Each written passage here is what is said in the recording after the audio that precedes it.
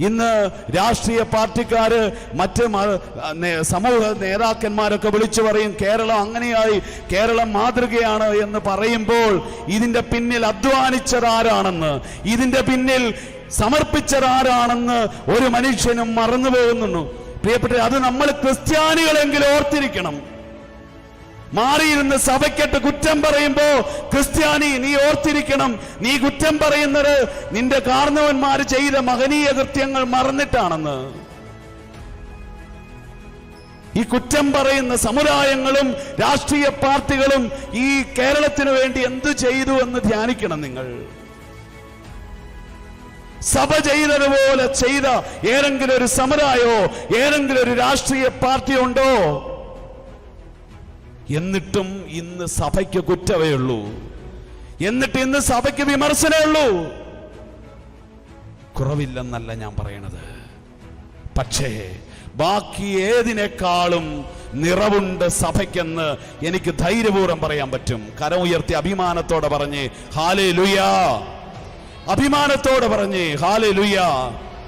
പ്രിയപ്പെട്ടവരെ, ഈ സഭയെ സ്നേഹിക്കണം, നമ്മൾ ഈ കൂട്ടായ്മയെ സ്നേഹിക്കണം. ഒരു ക്രിസ്ത്യാനിയായി ജനിക്കാൻ സാധിച്ചതിന്, സഭയിൽ അംഗമായി ജീവിക്കുന്നതിന് അഭിമാനിക്കണം. പ്രിയപ്പെട്ടവരെ, നമ്മൾ ഈ സഭയുടെ മക്കളാ, തിരിച്ചറിയണം. നമ്മൾ ഈ മാധ്യമങ്ങൾ നമ്മുടെ ചെവിയിൽ വന്ന് ഈ സഭയെ വിമർശിച്ചും കുറ്റപ്പെടുത്തിയും പറഞ്ഞ് നമ്മൾ വിചാരിക്കുന്നത് ഈ ലോകത്തിലെ ഏറ്റവും ദുഷിച്ച സമുദായമാണ് ക്രിസ്ത്യാനികൾ. കത്തോലിക്ക സഭ ഇവിടെ വന്ന് പഠിപ്പിച്ച അങ്ങനല്ല, സ്ത്രീയും പുരുഷനും തുല്യനാ. അങ്ങനെ ഇവിടെ കത്തോലിക്ക സഭ വേര് പിടിപ്പിച്ചപ്പോഴാണ് പെണ്ണുങ്ങൾ പഠിക്കാൻ തുടങ്ങിയത്, പുറത്തേക്ക് ഇറങ്ങിയത്, വിവരം നേടിയത്. അവര് മാന്യമായി പുരുഷനൊപ്പം വസ്ത്രം ധരിച്ച് ജീവിക്കാൻ പഠിച്ചത് ഇവിടെ കത്തോലിക്ക സഭയുള്ളത് കൊണ്ടാണ്. പ്രിയപ്പെട്ടവരെ, കേരള സംസ്ഥാനത്തെ കുറിച്ച് പറയും, ആരോഗ്യത്തിന്റെ കാര്യത്തിൽ കേരളമാണ് ഇന്ത്യയിൽ ഒന്നാമത്.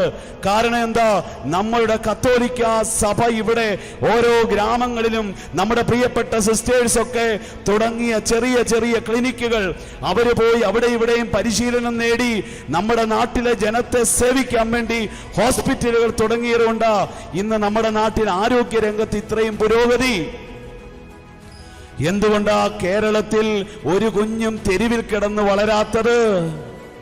ഒറ്റ കാരണേ ഉള്ളൂ, കത്തോലിക്ക തിരുസഭ തുടങ്ങിയ അനാഥശാലകളുടെ ഗുണം കൊണ്ടാ. തിരുസഭയാകുന്ന കുഞ്ഞ് മരിച്ചുപോയി എന്നിന്ന് മാധ്യമങ്ങൾ കൊട്ടിഘോഷിക്കുക. പൗരോഹിത്യം അവസാനിച്ചു, സന്യാസം അവസാനിച്ചു, കൂരാശകൾ അവസാനിച്ചു, മാധ്യമങ്ങൾ കൊട്ടിഘോഷിക്കുക. ഈശോ പറയുന്നു, എടാ, ഈ സഭയ്ക്ക് ജന്മം കൊടുത്തത് ആരാ? ഞാനല്ലേ. ഈ കൂരാശ തുടങ്ങിയത് ഞാനല്ലേ. പൗരോഹിത്യം സന്യാസം തുടങ്ങിയത് ഞാനല്ലേ. ഞാൻ വേണ്ട പറയാൻ ഇത് മരിച്ചോ ഇല്ലയോ എന്ന്. ഈ പുറത്തിരിക്കുന്ന പന്തലിരിക്കുന്നവനല്ലല്ലോ പറയേണ്ടത്. ഈ പൗരോഹിത്യം അവസാനിച്ചു, സന്യാസം അവസാനിച്ചു, കൂരാശകൾ അവസാനിച്ചു എന്ന് പറയേണ്ടത്. ഞാനീ പറയണത് അച്ഛന്മാരെയും ഞങ്ങളുടെ കുറവുകളെ ഒന്നും ന്യായീകരിക്കാൻ വേണ്ടി അല്ല കേട്ടോ. ഞങ്ങൾ കുറവുള്ളവരാണെന്ന് അംഗീകരിച്ചുകൊണ്ട് തന്നെയാണ് ഞാൻ സംസാരിക്കുന്നത്. പക്ഷെ ഓർത്തോണം, നമ്മൾ ക്രിസ്ത്യാനികൾ മനസ്സിലാക്കണം, സഭയെ പോലെ ഈ ലോകത്തിൽ സഭ മാത്രമേ ഉള്ളൂ. ഈ കത്തോലിക്ക സഭയെ പോലെ പരിശുദ്ധമായ നന്മയുള്ള എല്ലാവരുടെയും നന്മ ആഗ്രഹിക്കുന്ന വേറൊരു സമൂഹം ഈ ലോകത്തിൽ വേറെ ഇല്ല. നമ്മൾ സഭയെ തള്ളി പറയുമ്പോൾ മെത്രാനും അച്ഛനും കന്യാസ്ത്രീയാണ് സഭയെന്നും പറഞ്ഞ് സഭയെ പഴിക്കുമ്പോൾ യഥാർത്ഥത്തിൽ നമ്മൾ പഴിക്കുന്നത് ഈശോയാണ്. നമ്മൾ വേദനിപ്പിക്കുന്നത് ഈശോയാണ്. നമ്മൾ തള്ളിപ്പറയുന്നത് പരിശുദ്ധ അമ്മേനെയും വിശുദ്ധരെയും ഒക്കെയാണ്. തിരിച്ചറിഞ്ഞോണം. ഹല്ലേലൂയ, ഹല്ലേലൂയ. പ്രിയപ്പെട്ടവരെ, സഭയെക്കുറിച്ചൊരു ബോധ്യം നമുക്കുണ്ടാകണം.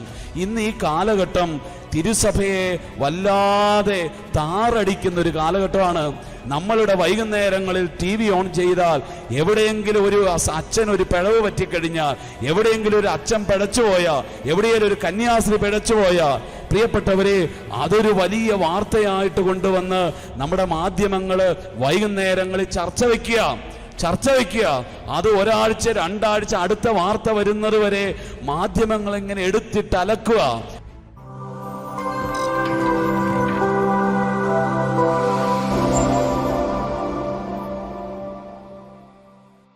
സക്കറിയ പ്രവാചകന്റെ പുസ്തകം 11-ാം അധ്യായം 7-ാം തിരുവചനം ഇങ്ങനെയാണ് പറയുന്നത്: ഞാൻ 2 വടിയെടുത്തു, ഒന്നിന് കൃപയെന്നും രണ്ടാമത്തേതിന് ഐക്യമെന്നും പേരിട്ടു. ഞാൻ ആടുകളെ മേയിച്ചു. ദൈവമായ കർത്താവ് സക്കറിയ പ്രവാചകനിലൂടെ പറയുകയാണ്, അവസാന നാളുകളിൽ ഞാൻ തന്നെ വന്ന് എൻ്റെ ആടുകളെ മേയ്ക്കും. ഞാൻ തന്നെ വന്ന് എൻ്റെ ആടുകളെ മേയ്ക്കും. എൻ്റെ ആടുകളെ ഞാൻ മേയ്ക്കുന്നത് 2 വടി ഉപയോഗിച്ചാണ്. കർത്താവ് നമ്മളെ നയിക്കാൻ വേണ്ടി, നമ്മളെ പരിപാലിക്കാൻ വേണ്ടി ഉപയോഗിക്കുന്ന 2 വടികളെക്കുറിച്ച് സക്കറിയ പ്രവചനം പറയുന്നുണ്ട്.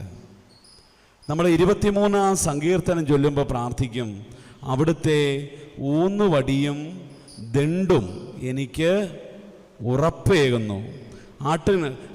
നല്ല ഇടയൻ നയിക്കുന്ന ആട് പറയുകയാണ്, എൻ്റെ ഇടയനായ എൻ്റെ ദൈവത്തിൻ്റെ കരങ്ങളിലിരിക്കുന്ന 2 വടി, ഒന്ന് ഊന്നുവടി, ഒന്ന് ദണ്ഡ്, ഇത് 2ഉം എനിക്ക് ഉറപ്പേകുന്നു. എന്താ ഉറപ്പ്? എൻ്റെ ഇടയൻ്റെ കയ്യിലുള്ള ഊന്നുവടി എനിക്കൊരു ഉറപ്പ് തരുന്നുണ്ട്. ഉറപ്പിതാണ്, ഈ വടി ഉപയോഗിച്ചാണ് ഈ ആട്ടിൻപറ്റത്തെ ഇടയൻ നയിക്കുന്നത്. ഏതെങ്കിലും ക്രൂരമൃഗങ്ങൾ ആക്രമിക്കാൻ വരുമ്പോൾ ഇടയൻ ഈ വടി വെച്ചാണ് അതിനെ അടിച്ചോടിക്കുന്നത്.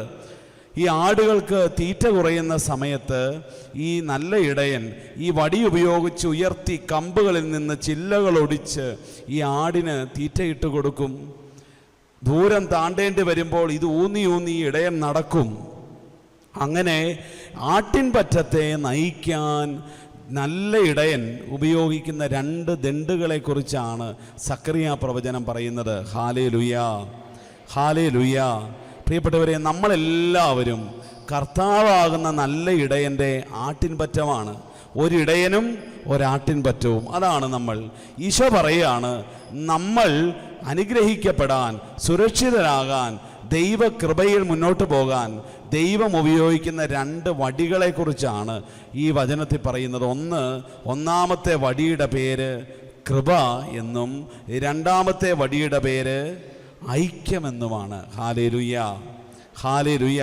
അപ്പോൾ ദൈവം നമ്മളെ ഇങ്ങനെ കൊണ്ടു നടക്കും. ഒരു കയ്യിൽ കൃപയുടെ വടിയും ഒരു കയ്യിൽ ഐക്യത്തിൻ്റെ വടിയും.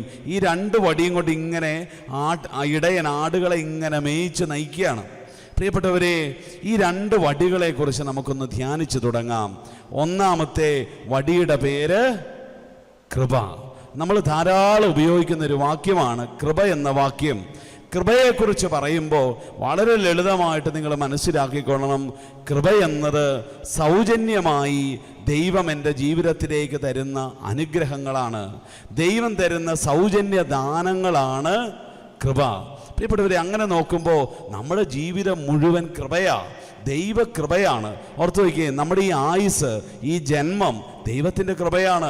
എൻ്റെ ആരോഗ്യം ദൈവകൃപയാണ്. എൻ്റെ വീട് ദൈവകൃപയാണ്. എൻ്റെ ശരീര അംഗവൈകല്യമൊന്നും ഇല്ലാണ്ട് ഞാനിങ്ങനെ ഇരിക്കുന്നു, അത് ദൈവകൃപയാണ്. എനിക്കിവിടെ വന്നിരിക്കാൻ പറ്റി, ദൈവകൃപയാണ്. എൻ്റെ മക്കൾ ദൈവകൃപയാണ്. എൻ്റെ ജീവിത പങ്കാളി ദൈവകൃപയാണ്. കൃപയല്ലാത്തതൊന്നും നമുക്കില്ല. അതുകൊണ്ടാണ് പൗലോസ് പറയുന്നത്, ഞാൻ എന്തായിരിക്കുന്നുവോ അത് ദൈവകൃപയാലാണ്. ഹല്ലേലൂയ, ഹല്ലേലൂയ. പ്രിയപ്പെട്ടവരെ, അതുകൊണ്ട് എൻ്റേത് എന്ന് നമ്മൾ എന്തെങ്കിലും കരുതുന്നുണ്ടെങ്കിൽ നമ്മൾ യഥാർത്ഥത്തിൽ മോഷ്ടിക്കുകയാണ്. ദൈവത്തിൻ്റെ സമ്പത്തിനെ, ദൈവം തന്ന ദാനങ്ങളെ എൻ്റേതാണെന്ന് കരുതി നമ്മൾ ദൈവത്തെ പറ്റിക്കുകയാണ്, ദൈവത്തെ മോഷ്ടിക്കുകയാണെന്ന് ഓർത്തോണം. നമുക്ക് സ്വന്തമായിട്ടൊന്നുമില്ല, എല്ലാം ദൈവത്തിൻ്റെ കൃപയാണ്. ഹല്ലേലൂയ, ഹല്ലേലൂയ. പ്രിയപ്പെട്ടവരെ, നമ്മുടെയൊക്കെ ജീവിതത്തിലെ ഈ ദൈവകൃപ, അത് ദൈവം തനിക്ക് ഇഷ്ടമുള്ളവർക്ക് കൊടുക്കുന്ന കൃപയാണ്. നമുക്കറിയാമല്ലോ, ചിലർക്ക് ദൈവം പെട്ടെന്ന് ദൈവകൃപ കൊടുക്കും, ചിലപ്പോൾ ഒരു പരീക്ഷ എഴുതി ഒറ്റ എഴുത്തിൽ തന്നെ വിജയിക്കും. ILTC പാസ്സായി, OET പാസ്സായി. ഒരു കൃപയാത്. ചിലർക്ക് ദൈവം പ്രസംഗിക്കാൻ കൃപ കൊടുത്തു, ചിലർക്ക് പാടാൻ കൃപ കൊടുത്തു, ചിലർക്ക് പഠിക്കാനുള്ള കൃപ കൊടുത്തു, ചിലർക്ക് നയിക്കാനുള്ള കൃപ കൊടുത്തു. അങ്ങനെ ദൈവം വ്യത്യസ്തങ്ങളായ കൃപകൾ മനുഷ്യരാശിക്ക് തരുന്നുണ്ട്. അങ്ങനെ നമ്മളെ ദൈവം നയിക്കുകയാണ് കൃപയിലൂടെ. അപ്പം നമ്മൾ നിരന്തരം ഈ ദൈവകൃപ കിട്ടാൻ വേണ്ടി പ്രാർത്ഥിച്ചോണം. ദൈവകൃപ കിട്ടാൻ വേണ്ടി ഞാൻ ഓർക്കുകയാണ്, പ്രിയപ്പെട്ട ദൈവത്തിൻ്റെ കൃപയില്ലെങ്കിൽ നമുക്കൊന്നും ചെയ്യാൻ പറ്റില്ല കേട്ടോ.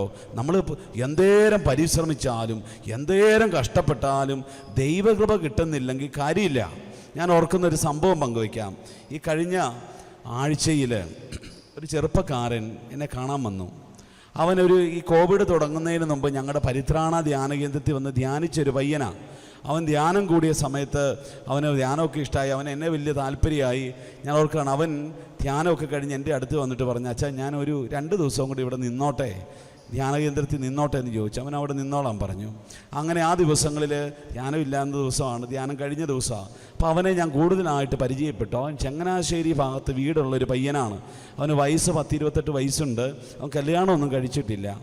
അവൻ്റെ ജീവിതം ധ്യാനം കൂടാൻ വരാനുള്ള പശ്ചാത്തലം, അവനൊരു 10-20 വയസ്സ് തൊട്ട് തികഞ്ഞ മദ്യപാനിയാണ്, മദ്യത്തിനടിമയാണ്. നന്നായിട്ട് പഠിക്കുവൻ, BCom MCom എല്ലാം കഴിഞ്ഞു. ഇവന് പഠിച്ചു കഴിഞ്ഞ് ഇവന് പലയിടത്തും ജോലി കിട്ടി. പക്ഷേ ഇവൻ്റെ ഈ കുടി കാരണം ജോലി നഷ്ടപ്പെടും. എവിടെ ഒരു ഉറച്ചു നിൽക്കിയാൽ ഒരു 2-3 മാസം കഴിയുമ്പോൾ അവിടുന്ന് തല്ലിപ്പിരിഞ്ഞു പോരും. അങ്ങനെയാണ്. എന്നാലും ഇവന് പിന്നെയും ജോലി കിട്ടും, കാരണം ഇവൻ ഭയങ്കര മിടുക്കനാണ്. അങ്ങനെ കുടിച്ച് ഇവൻ കുടിക്ക് അഡിക്റ്റായി. അങ്ങനെ ഇവനെ ഈ പൈങ്കുളത്ത് കൊണ്ടുവന്ന് കുറേ കാലം കിടത്തി. എന്നിട്ടൊന്നും ഇവൻ ശരിയായില്ല. 5-6 മാസം ഒരുപാട് പൈസ കൊടുത്ത് അവിടെ ആക്കിയിട്ടും തിരിച്ചു വന്നിട്ട് ഇവൻ പിന്നെയും ശങ്കരൻ തെങ്ങയിൽ. അങ്ങനെയൊക്കെ ആയി കുറേ കഴിഞ്ഞ് കുടിച്ച് ഇവനൊരു പരുവായി. അങ്ങനെ ഇവൻ്റെ കല്യാണം നടക്കുന്നില്ല. ഒരു പെൺപിള്ളേരും ഇവനെ കെട്ടാൻ തയ്യാറല്ല. അപ്പം ഇവന് ആകപ്പാട് ഒരു 10-28 വയസ്സ് കഴിഞ്ഞപ്പോൾ തോന്നി, എൻ്റെ ജീവിതം ഇങ്ങനെ പോയാൽ ശരിയായില്ല. അവനവിടെ വന്ന് ധ്യാനം കൂടാൻ വന്നു. പ്രിയപ്പെട്ടവരെ, അവൻ തീരുമാനം എടുത്ത്, അച്ഛാ ഞാൻ കുടിക്കുകയില്ല. പ്രിയപ്പെട്ടവരെ, വലിയൊരു ദൈവകൃപയുണ്ടായി. ഇവന് ജോലിയും കൂലിയും ഒന്നും ഇല്ലാണ്ട് കുറേ മാസമായിട്ട് ചുമ്മാ നിൽക്കുകയായിരുന്നു. അവിടെ വന്ന് ധ്യാനം കൂടി. പിറ്റേ ആഴ്ചയിൽ അവന് മാലിദ്വീപിൽ നിന്ന് ഒരു ഓഫർ ലെറ്റർ വരിക, ജോലിക്ക് ഒരു ഓഫർ വന്നു. അങ്ങനെ ഇവൻ അങ്ങോട്ട് ജോലിക്ക് പോവുകയാണ്. നല്ല സാലറിയിൽ ഇവൻ മാലിയിൽ ഒരു കമ്പനിയിൽ ജോലിക്ക് കയറി. ഇവൻ അവിടെ പോയി കുറേ നാൾ ജോലി ചെയ്തു. അതിൻ്റെ ഇടയിലാണ് കോവിഡ് വന്നത്. കോവിഡ് വന്നെങ്കിൽ ഇവൻ്റെ കമ്പനിയിൽ നിന്ന് പലരെയും വിട്ടെങ്കിലും അവർക്ക് ഇവനെ ഇഷ്ടപ്പെട്ടതുകൊണ്ട് ഇവനെ വിട്ടില്ല. ഇവനെ ഇങ്ങനെ പിടിച്ചു നിർത്തിയിരിക്കുക. ഇപ്പോൾ ഇവൻ ഇവിടുന്ന് പോയ പിന്നെ വലിയ മാറ്റമാണ്. മദ്യപാനമില്ല, പ്രാർത്ഥനയുണ്ട്, ബൈബിൾ വായനയുണ്ട്. മാസത്തിൽ ഒരിക്കലും ചുമ്മാ എന്നെ വിളിക്കും, എന്നാ ഉണ്ടാച്ചാന്നൊക്കെ ചോദിച്ച് എന്നെ വിളിക്കും. അപ്പോൾ അങ്ങനെ ഇവൻ നന്നായിട്ട് പോകണം. ഇവൻ്റെ അമ്മയ്ക്കും വലിയ സന്തോഷമാണ്. ഇവന് നല്ല സാലറി ഉണ്ട്. അത് മാസം ഇവൻ്റെ വീട്ടിൽ കൊണ്ട് അയച്ചു കൊടുക്കും. അങ്ങനെയൊക്കെ ചൊവ്വിന് പോവുക. അങ്ങനെ ഈ ഒരു 2 മാസം മുമ്പ് ഇവൻ എന്നെ ഫോണിൽ വിളിച്ചിട്ട് പറഞ്ഞു, അച്ഛാ എൻ്റെ കമ്പനിയിലെ കാര്യങ്ങൾ അവതാളത്തിലാണ്, മിക്കവാറും കമ്പനി പൂട്ടും, എനിക്ക് തിരിച്ചു പോരേണ്ടി വരും. അച്ഛാ എന്നാ ചെയ്യുന്നത്? ഞാൻ പറഞ്ഞു, സാരമില്ലടാ, നിന്നെപ്പോലെ എത്രയോ പേർക്കാ ജോലി പോണേ, അതുകൊണ്ട് നീ വിഷമിക്കാതെ, നിനക്ക് മാത്രമുള്ള ഗതികേടൊന്നുമല്ല, ദൈവം എവിടെയെങ്കിലും തരുവിടാന്നൊക്കെ പറഞ്ഞ് ഇവനെ ആശ്വസിപ്പിച്ചു. എന്നിട്ട് ഇവൻ എന്നോട് പറഞ്ഞു, അച്ഛാ അമ്മയോടൊരു കാര്യം പറയണം, എനിക്ക് വയസ്സ് 10-29 ആയി, ഇതുവരെ വീട്ടുകാരും കല്യാണം ആലോചിക്കുന്നില്ല, ഒന്ന് പറയണം അമ്മയോട്. അച്ഛനൊന്ന് പറയാം, എനിക്ക് പറയാനൊരു ചമ്മല എന്ന് പറഞ്ഞു. ഞാൻ പറയാമെന്ന് പറഞ്ഞു. ഞാൻ ഇവൻ്റെ അമ്മ വിളിച്ച് പറഞ്ഞു, ഇവന് പെണ്ണ് കെട്ടണം എന്നൊക്കെ ഒരു ആഗ്രഹം, അവനിപ്പോൾ കുടിയൊക്കെ നിർത്തി മിടുക്കനായില്ലേ, നിങ്ങളൊരു കല്യാണമൊക്കെ ആലോചിച്ച് അവൻ മിടുക്കനാവും എന്നൊക്കെ പറഞ്ഞു. അങ്ങനെ ഇവൻ്റെ അമ്മയ്ക്ക് സന്തോഷമായി. അമ്മ പറഞ്ഞു, ഞങ്ങളത് ആലോചിച്ചിരിക്കുകയായിരുന്നു, അവന് സമ്മതിക്കുമെന്നൊരു പേടിയായിരുന്നു, അപ്പം സന്തോഷമായി, അവൻ അമ്മ പറഞ്ഞ് അന്വേഷിച്ചേക്കാം. അങ്ങനെ ഇവൻ പ്രിയപ്പെട്ട ആ നാളുകൾ ഇവൻ്റെ കമ്പനി പൂട്ടി. ഇവൻ മാലിയിൽ നിന്ന് തിരിച്ചു വന്ന് ഇവൻ നാട്ടിൽ പഴയതുപോലെ വന്നു. 2-3 ആഴ്ചയൊക്കെ അവൻ ക്വാറൻറ്റൈനിലൊക്കെ കഴിഞ്ഞിരുന്നു. പതുക്കെ അവന് ചുമ്മാ ഇരിക്കാൻ മടിയാണ്. അപ്പോൾ ഇവൻ എന്ത് ചെയ്തു? ഇവൻ്റെ സർട്ടിഫിക്കറ്റുമായിട്ട് അടുത്തുള്ളൊരു കമ്പനിയിൽ ചെന്നു. അവർക്കത് ഇഷ്ടപ്പെട്ടു. ഇവനെ പിന്നെയും കയറ്റി. അപ്പോൾ ഇവന് ജോലി ഇല്ലാണ്ടിരിക്കണില്ല. ഇവനിങ്ങനെ ദൈവത്തിൻ്റെ അനുഗ്രഹം ഇങ്ങനെ വന്നുകൊണ്ടിരിക്കുക. ഈ കോവിഡിൻ്റെ കാലത്തും അവൻ തൊഴിലില്ലാണ്ടിരിക്കുന്നില്ല. ഒരു കമ്പനിയിൽ വിട്ട് കഴിഞ്ഞപ്പോൾ അടുത്ത കമ്പനി നാട്ടിൽ തന്നെ 10-35,000 രൂപ സാലറിയിൽ അവൻ കയറി. വീട്ടിൽ നിന്ന് നടന്നു പോകാൻ ദൂരേ ഉള്ളൂ. വളരെ സൗകര്യമായിട്ട് അവൻ കയറി. അങ്ങനെ ദൈവത്തിൻ്റെ അനുഗ്രഹം ഇവനെ ഇങ്ങനെ പിന്തുടരുക. പ്രിയപ്പെട്ടവർ, അങ്ങനെ ഒരു 2-3 ആഴ്ച ഇവൻ മര്യാദയ്ക്ക് നിന്നു. നാട്ടിൽ വന്നു. ഇവൻ എന്ത് സംഭവിച്ചെന്നറിയാവോ? നാട്ടിൽ ഇങ്ങനെ ജോലിക്ക് കയറി 2-3 ആഴ്ച കഴിഞ്ഞപ്പോൾ ഇവൻ്റെ കൂട്ടുകാർ പയ്യനെ വിളിക്കാൻ തുടങ്ങി. ഇവൻ കൂട്ടുകാരുടെ കൂടെ കൂടി ഇവൻ പഴയ പോലെ വെള്ളമടിക്കാൻ തുടങ്ങി. ഇവൻ അങ്ങോട്ട് അലമ്പായി, തരികിടയായി, ഒരു രക്ഷയില്ല, പിടിച്ചാൽ കിട്ടുന്നില്ല. ഇവൻ്റെ അമ്മ വിളിച്ച് പറയും, എന്നും കരയും, അച്ഛാ ഇവൻ പിന്നെ ഇങ്ങനായി. ഇവനെ എന്ത് ചെയ്യണമെന്ന് ഒരു പിടിയില്ല ആർക്കും. കാരണം ഇനിയിപ്പം കൊണ്ടുപോയാക്കാൻ സ്ഥലമില്ല. ഏറ്റവും വലിയ പൈങ്കുളത്ത് വരെ കൊണ്ടുവന്നിട്ടു. ഇനിയിപ്പോൾ എവിടെ കൊണ്ടുപോയി ഇടാനാ? ഇവന് 1-2 കല്യാണാലോചനയൊക്കെ വന്നു. അവർ വന്നപ്പോൾ ഇവൻ പൂര വെള്ളമാണ്, അവരിട്ടിട്ട് പോയി. ഇനി കല്യാണാലോചന ഇല്ലെന്ന് അമ്മ പറഞ്ഞു. കാരണം ഒരു പെണ്ണിനെ എന്തിനാ ചതിക്കുന്ന വെറുതെ? അതിൻ്റെ ജീവിതം എന്തിനാ കളയണേ? പ്രിയപ്പെട്ടവർ, അങ്ങനെ ഇവൻ ഗതികെട്ടിങ്ങനെ നിൽക്കുക. ആ സമയത്താണ് ഈ കഴിഞ്ഞ ആഴ്ചയിൽ അവൻ എൻ്റെ അടുത്ത് വന്നു. ഒരു ദിവസം ഞാൻ മുറിയിൽ ഇങ്ങനെ ഇരിക്കുന്ന സമയത്ത് ഇവൻ മുറി കയറി വന്നു. എനിക്ക് ഭയങ്കര സർപ്രൈസായി. അപ്പോൾ ഇവൻ അലമ്പാന്നൊക്കെ ഞാൻ അറിഞ്ഞായിരുന്നു. ഇവൻ വന്നെൻ്റെ അടുത്ത് കുറേ കാര്യങ്ങൾ പറഞ്ഞു. ഇവൻ പറഞ്ഞ കാര്യം ഇത്, അച്ഛാ ഞാനിവിടെ വന്നത് എനിക്കൊന്ന് നന്നാകണം, ഇങ്ങനെ പോയാൽ പറ്റില്ല, എൻ്റെ ജീവിതം പോവും, എനിക്ക് നന്നാകണം അച്ഛാ, ഞാൻ എന്നാ ചെയ്യേണ്ട അച്ഛൻ പറ. ഞാൻ പറഞ്ഞു, എടാ മാനെ, നിനക്ക് നല്ല വിഡ്രോവൽ സിൻഡ്രോം ഉണ്ട്. ഇവൻ കുടിച്ചിട്ടില്ല, അന്ന് ഒരു ദിവസമേ കുടിക്കാറില്ല. അവൻ പറഞ്ഞു കുറേ ദിവസം കൂടി അച്ഛാ, ഇന്ന് കുടിച്ചില്ല, അതുകൊണ്ടാണ് ഞാൻ ധൈര്യപൂർവ്വം അച്ഛൻ്റെ അടുത്ത് വന്നേ. ഇവൻ പറഞ്ഞു കുടിച്ചില്ലെങ്കിൽ രക്ഷയില്ല അച്ഛാ, വൈകുന്നേരം ആകുമ്പോൾ എങ്ങനെയാവുമെന്ന് അറിയത്തില്ല. എനിക്ക് മനസ്സിലായി ഇവൻ അഡിക്റ്റായി അതുപോലെ. ഞാൻ പറഞ്ഞു നീ ഒരു ഡി അഡിക്ഷൻ സെൻറ്ററിൽ പോകാതെ പറ്റില്ല. അവൻ പറഞ്ഞു അച്ഛൻ എന്ത് പറഞ്ഞു ഞാൻ ചെയ്തോളാം, എവിടെയാണ് പോകണ്ടേ? ഞാൻ ഉടനെ അവൻ ഈ മോനിപ്പള്ളി, കുറവലങ്ങാട് അപ്പുറേ മോനിപ്പള്ളിയിൽ ഒരു ഡി അഡിക്ഷൻ സെൻ്ററുണ്ട്, അവിടേക്ക് ഇവനെ റെഫർ ചെയ്തു. ഇവൻ പറഞ്ഞു അച്ഛാ നാളെ രാവിലെ ഞാനും അമ്മയും കൂടെ വന്നേക്കാം, അങ്ങോട്ട് എനിക്കൊരു അഡ്മിഷൻ എടുത്ത് തരണം. ഞാൻ പിറ്റേ ദിവസം രാവിലെ അവൻ അമ്മയും കൂട്ടി വന്നു. അവൻ ആ ഹോസ്പിറ്റലിൽ അഡ്മിറ്റായി. അവൻ സ്വയം പണ്ട് ആൾക്കാരെല്ലാം പിടിച്ചു കെട്ടിക്കൊണ്ടാണ് പോകുന്നത്. ഈ പ്രാവശ്യം അവൻ തന്നെ ആഗ്രഹിച്ച് അവിടെയുണ്ട്. പ്രിയപ്പെട്ടവരെ, ഇന്നലെ അവൻ്റെ അമ്മ എന്നെ വിളിച്ചിരുന്നു. അവനിപ്പോൾ പോയിട്ട് കുറച്ച് ദിവസമായി, പോരേണ്ട സമയമായിരുന്നു. അപ്പോൾ അവൻ ഇന്നലെ വിളിച്ചിട്ട് അമ്മയോട് പറയുക, അമ്മേ ഞാൻ പൂർണ്ണമായിട്ട് ഓക്കെ ആയിട്ടില്ല, അപ്പോൾ കുറച്ച് ദിവസം കൂടെ നിൽക്കണം എന്നാണ് ഡോക്ടർ പറഞ്ഞിരിക്കുന്നത്, അതുകൊണ്ട് ഞാൻ 1 മാസം കൂടെ നിൽക്കാൻ വേണ്ടി തീരുമാനിച്ചിരിക്കുക. അമ്മ പറഞ്ഞു ഒരു ദിവസം 1000 രൂപ മേലെയാകും അവിടുത്തെ ചിലവ്, എന്നാലും സാരമില്ല, അവൻ്റെ ഉള്ളിൽ നിന്നൊരാഗ്രഹം ഉണ്ടായതല്ലേ, നന്നാകണം ശരിയാകണം എന്നൊരു ആഗ്രഹം ഉണ്ടായതല്ലേ, നിൽക്കട്ടെ അച്ഛാ. ഞാനും പറഞ്ഞു നിൽക്കട്ടെ അമ്മേ, പൈസ സാരമില്ല, വരും പോകും, ആളല്ലേ വലുത് എന്ന് ഞാൻ പറഞ്ഞു. പ്രിയപ്പെട്ടവരെ, എവിടുന്നാണ് ഈ പയ്യൻ ഈ വിചാരം തോന്നിയത്? ആരും പറഞ്ഞിട്ടില്ല, ഞാനും ഉപദേശിച്ചില്ല, അമ്മയും പറഞ്ഞില്ല, ഒന്നുമില്ല. കൈവിട്ട് പോയി എന്ന് തോന്നിയൊരു സമയത്ത്, എല്ലാ പ്രതീക്ഷയും പോയെന്ന് തോന്നിയൊരു സമയത്ത് അവിടെ ദൈവകൃപ പ്രവർത്തിച്ചു. അവൻ്റെ ഉള്ളിൽ നന്നാകണം, ഇങ്ങനെ പോയാൽ എൻ്റെ കുടുംബം തകരും, എൻ്റെ ഭാവി തകരും, എൻ്റെ ജീവിതം പോകും, ഇങ്ങനെ ഒരു ബോധ്യം അവൻ്റെ ഉള്ളിലുണ്ടായി. ഈ ബോധ്യം ഉണ്ടായത് എവിടെ നിന്നാണെന്ന് ചോദിച്ചാൽ അതാണ് ദൈവത്തിൻ്റെ പ്രവർത്തനം, ദൈവകൃപ എന്ന് പറയുന്നത്. Hallelujah, hallelujah. ചില നേരങ്ങളിൽ സൗജന്യമായി ദൈവം നമുക്ക് തരുന്ന സദ്ബുദ്ധി, അതാണ് കൃപ എന്ന് പറയുന്നത്. ഹല്ലേലൂയ. പ്രിയപ്പെട്ടവരെ, നമ്മുടെയൊക്കെ ജീവിതത്തിൽ ചിലപ്പോഴൊക്കെ ഇങ്ങനെ നല്ല ദൈവകൃപ വരാറുണ്ട്. ഇപ്പോൾ ദൈവം നമ്മളെ നയിക്കുന്ന ഒരു മേഖലയാണ് കൃപയിലൂടെ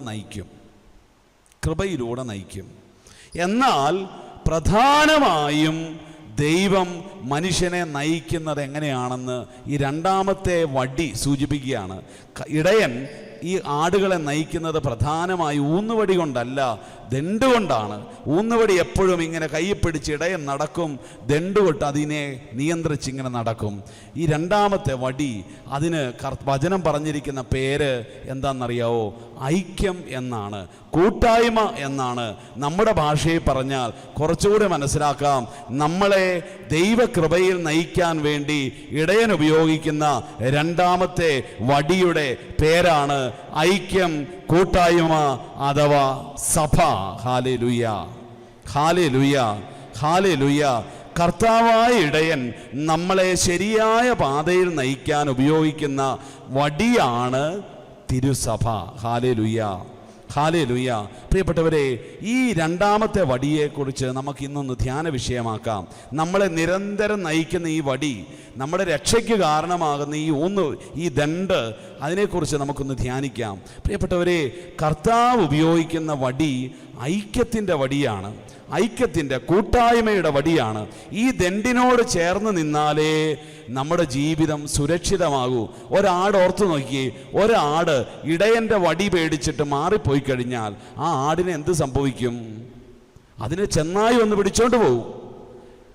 കൂട്ടായ്മയിൽ നിന്ന് മാറിക്കഴിഞ്ഞാൽ ഈ ആട് നശിച്ചു പോകും. അതുകൊണ്ടാണ് ഇടയൻ ഈ കൂട്ടായ്മയോട് ചേർത്ത് ഇങ്ങനെ വടി കൊണ്ട് അതിനെ ഇങ്ങനെ ഒന്നിച്ചേ കൊണ്ടുപോകുള്ളൂ. ഒരു പറ്റമായിട്ടേ ആടിനെ ഇടയൻ നയിക്കുകയുള്ളൂ. ഏതെങ്കിലും ഒരു ആട് ഇച്ചിരി മാറി ചിതറിപ്പോയാൽ ആ വടി കൊണ്ട് അതിനെ ഇങ്ങനെ അങ്ങ് തോണ്ടി ചേർത്ത് പിടിക്കും. പ്രിയപ്പെട്ടവരെ, അപ്പോൾ ഇടയൻ്റെ വടി നമ്മുടെ ജീവിതത്തിൻ്റെ സുരക്ഷിതത്വമാണെന്ന് ഓർത്തോണം.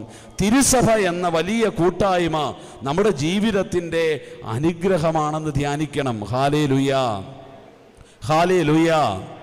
പ്രിയപ്പെട്ടവരെ, ഓർമ്മിക്കുക, തിരുസഭയെ നമ്മൾ ശരിക്കും ഒന്ന് മനസ്സിലാക്കണം. ഇന്ന് നമുക്കെല്ലാവർക്കും, നമ്മൾ ക്രിസ്ത്യാനികൾക്കെല്ലാവർക്കും ഇന്ന് ഈശോയെ ഇഷ്ടമാണ്, സഭയെ ഇഷ്ടമാണ്, മാതാവിനെ ഇഷ്ടമാണ്, വിശുദ്ധരെ ഇഷ്ടമാണ്, ഒക്കെ ഇഷ്ടമാണ്. പക്ഷേ സഭയെ അത്ര ഇഷ്ടമല്ല.